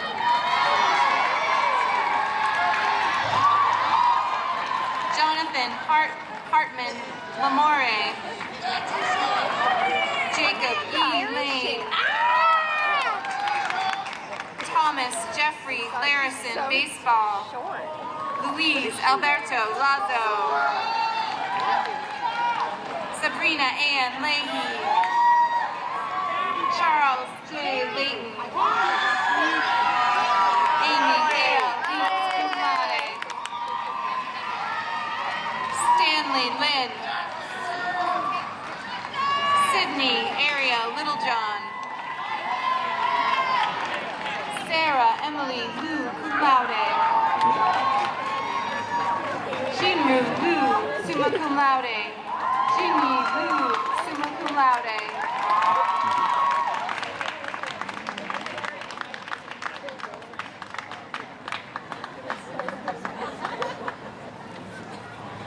Amy Lee Livermore.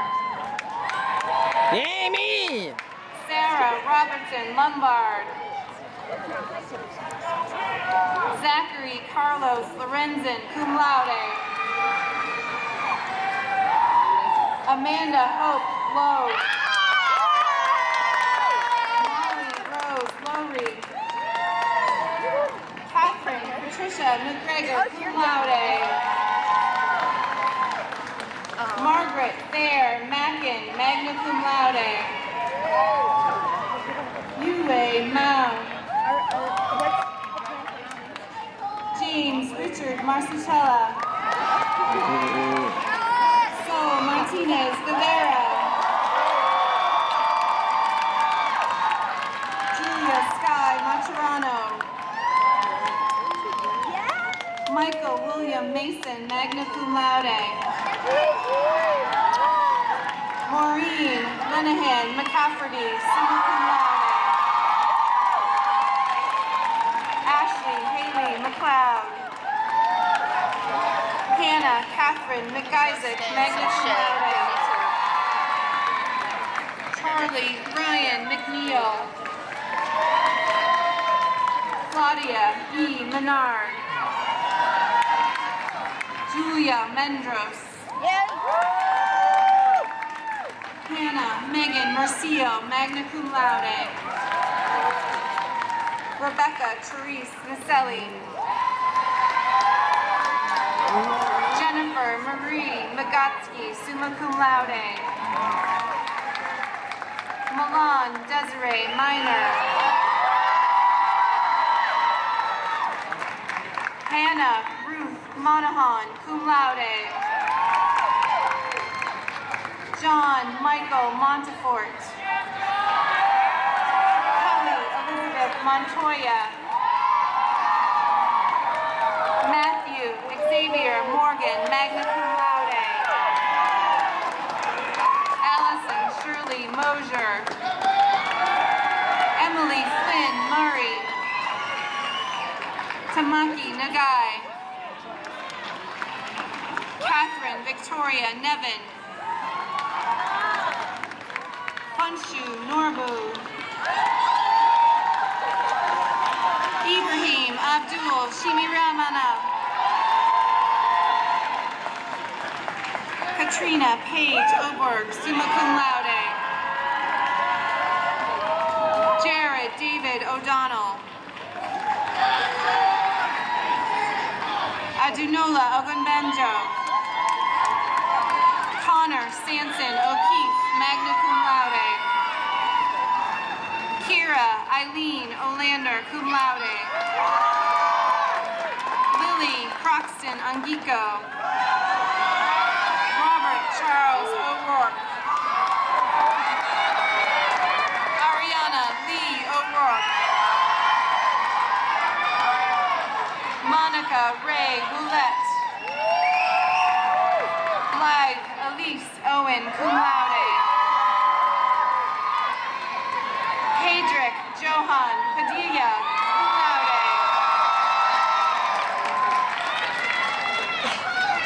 Pia Carly Parisi Marcuse, cum laude. Liam Michael Pearson, cum laude. Liam! Robert Edward Peterson. Ariana Jane Paseric. Eric Richard Pfeiffer, magna cum laude. Isabella Mary Pequod. Kimberly Lauren Pentowski. Rosalind Carmen Maria Pofter. Ethan Isidore Powell, cum laude. Evan Michael Provencher. Ka Tien, cum laude. Elizabeth Maya Rama. Grant Gibbons Raphael. Darshil Sandeep Rathod, cum laude. Taylor Francis Reese. Kathy Dolores Reynoso, magna cum laude. Rowan Juniper Wilder Rice. Anita Nicole Richardson, cum laude. Yeah, Rosie! Rachel Marie Richardson, cum laude. Trelawney Tiger Lily Robinson, cum laude. Tara Jane Rochfort. Rebecca Eden Rosenzweig, cum laude. Rodney Rugamba.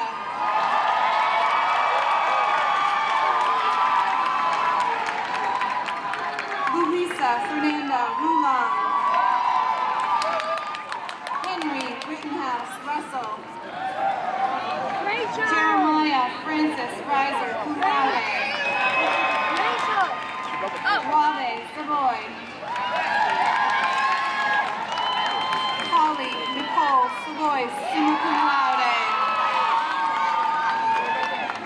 Farik Beam Suzuki, summa cum laude. Emily May Schlepak. Francisca Alexa Sakor. Timio Joseph Seguera IV.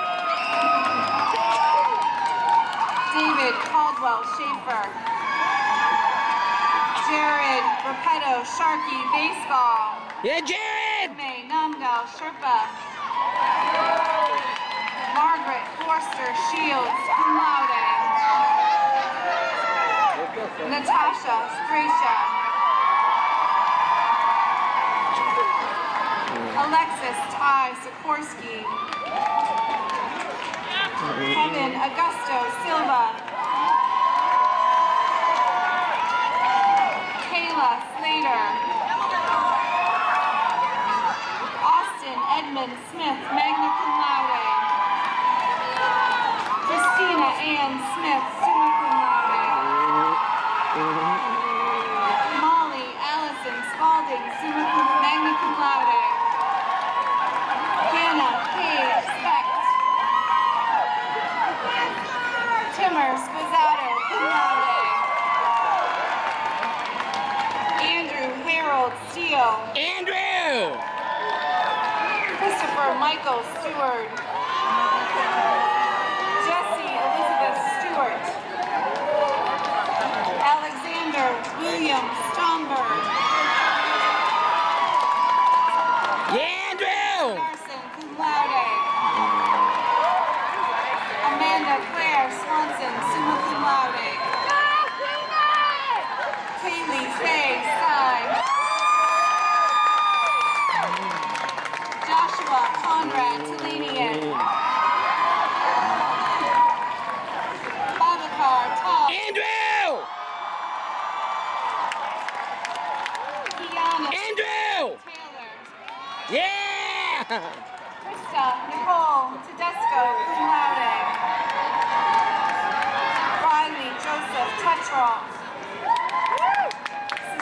Yeah, Riley!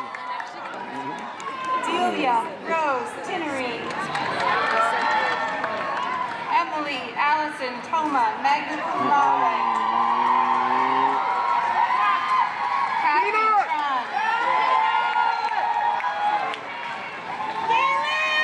Joshua David Tribuck, magna cum laude, baseball.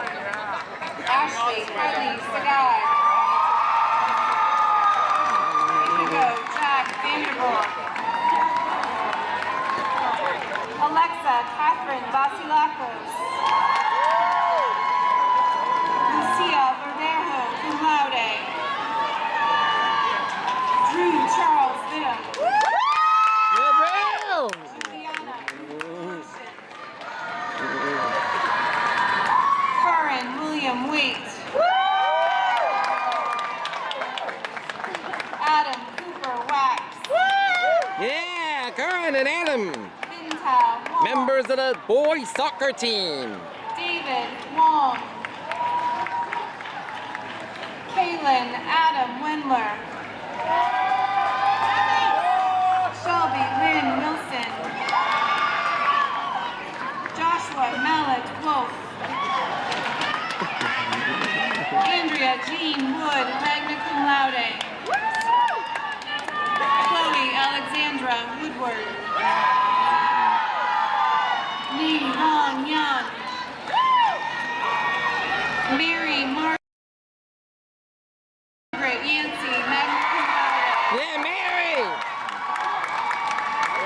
Gia Yang. Karen Yang, magna cum laude. Lan Yao. Claire Zoe Young. George Youssef. Yoon Zhang, summa cum laude. Zexi Zhang.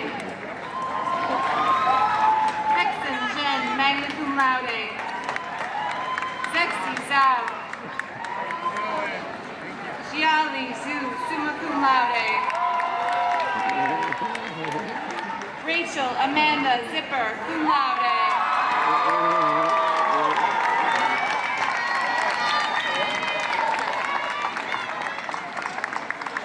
Yeah, Rachel!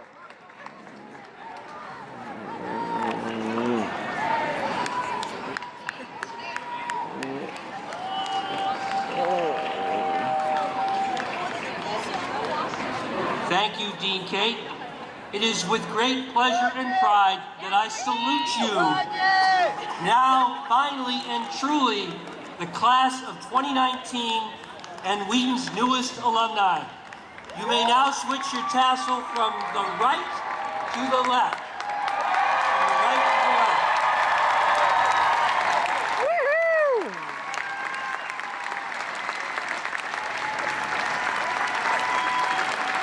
It's official. To make it even more official, I would like to call upon Joshua Bachner, class of 1995, to welcome the class of 2019 to the Alumni Association. Josh.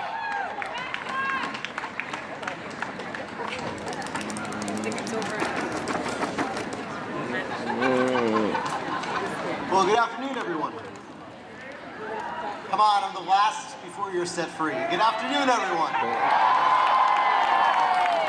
Thank you. I had a beautiful speech prepared for you that was going to answer all of your questions. How to get that first apartment, how to find a job you love, how to fulfill your passion, how to change the world, how to get out red wine stains, how many roads a man has to walk down before we can call him a man, how that fifth dentist could still be so recalcitrant and not recommend Trident chewing gum over regular chewing gum.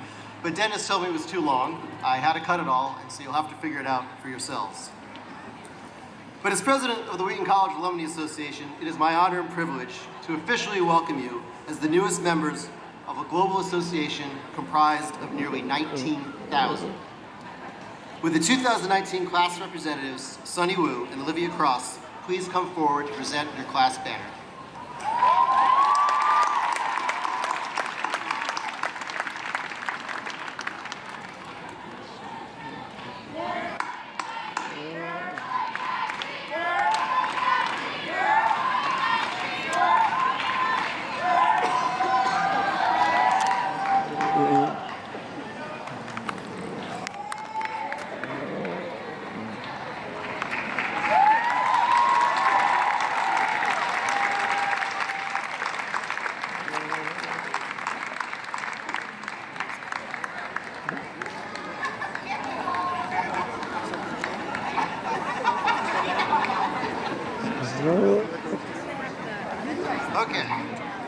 Thank you both very much.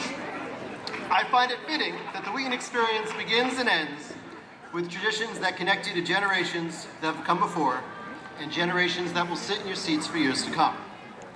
As you saw during this morning's procession, each reunion class carries its banner as we guided you to today's ceremony. I am now proud to accept the Class of 2019 banner on behalf of the Alumni Association. Class of 2019, you are joining the association at a special time. In the fall of 1869, the class of 1870 met and created the Alumni Association for the purpose of holding social reunions each year. The association has grown and become much more than just a social celebration during reunions. Today, 150 years after the founding of the association, I find it fitting to announce at your graduation that the Alumni Board of Directors is undertaking a year-long celebration of our association members in honor of this milestone anniversary. Today at 1:30 in the chapel, the association will celebrate and honor 2 alumni with achievement awards. Adar Cohen, class of 4, and Betty Reardon, class of 51, who graduated more than 50 years apart, but are connected by their passion to advocate for peace. Adar, co-founder of the Civic Leadership Foundation, is an educator and researcher in the areas of conflict resolution, youth empowerment, and nonviolent social change. Betty, founding director emeritus of the International Institute on Peace Education, is a pioneer who's been dedicated to creating and shaping peace education programs in the United States and abroad for more than 50 years. As you stay connected to classmates and friends, the Alumni Association is a resource to introduce you to other association members who may share a similar story. As alumnus of Wheaton College and as president of the Alumni Association, I have had the honor of hearing from students past and present about the ties that bind the Wheaton community. I will hope you will now do your part as alumni to continue these traditions for the students who will follow in your footsteps. Your Wheaton experience does not end today. There will be many occasions to continue to build community within and beyond your class as you celebrate your new milestone as alum.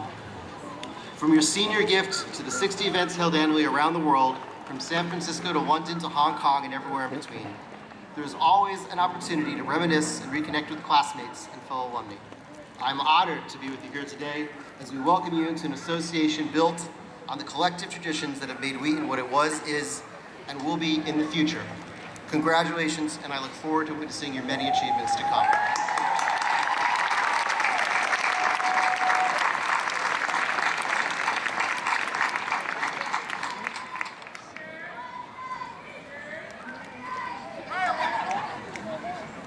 Everybody but Jenny wants to leave, I think. So it's now time to bring these ceremonies to a close.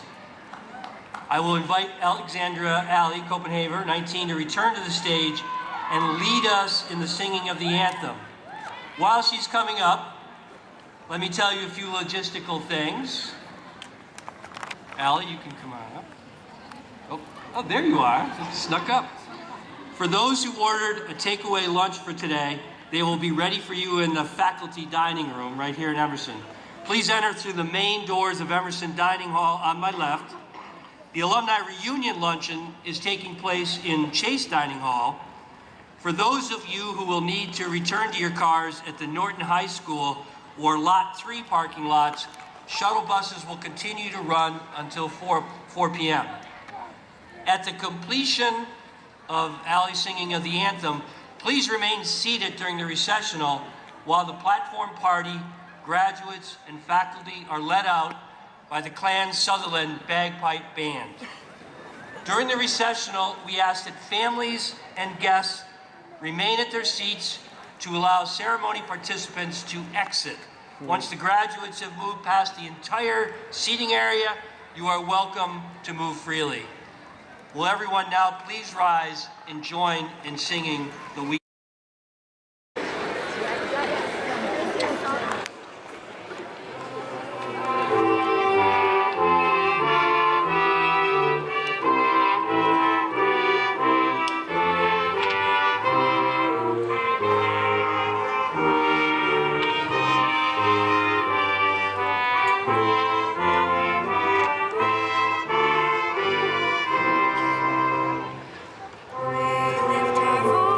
Voice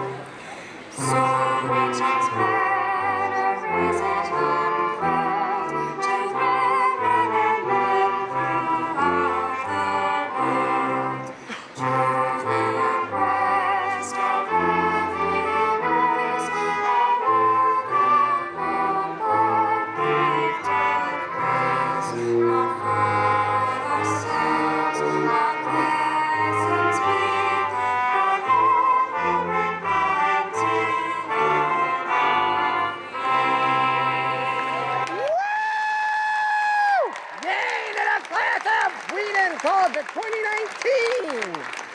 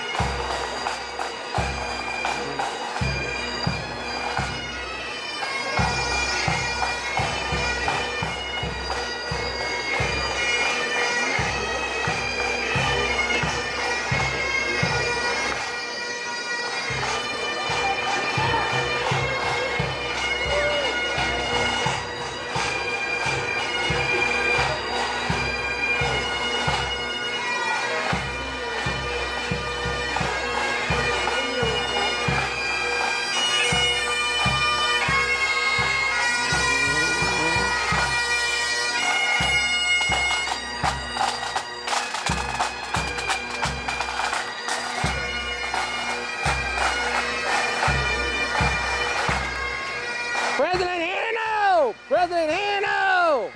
President Hanno! Yes!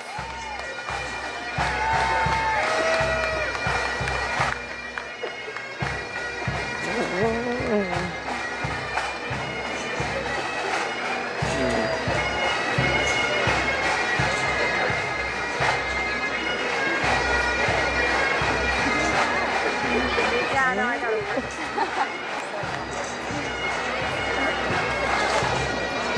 And that draws the 2019 Wheaton College Commencement to a close. I'm Peter J. Wiggins, the Honorary Mayor Norton, congratulating the Wheaton College class of 2019. Yay to the graduates!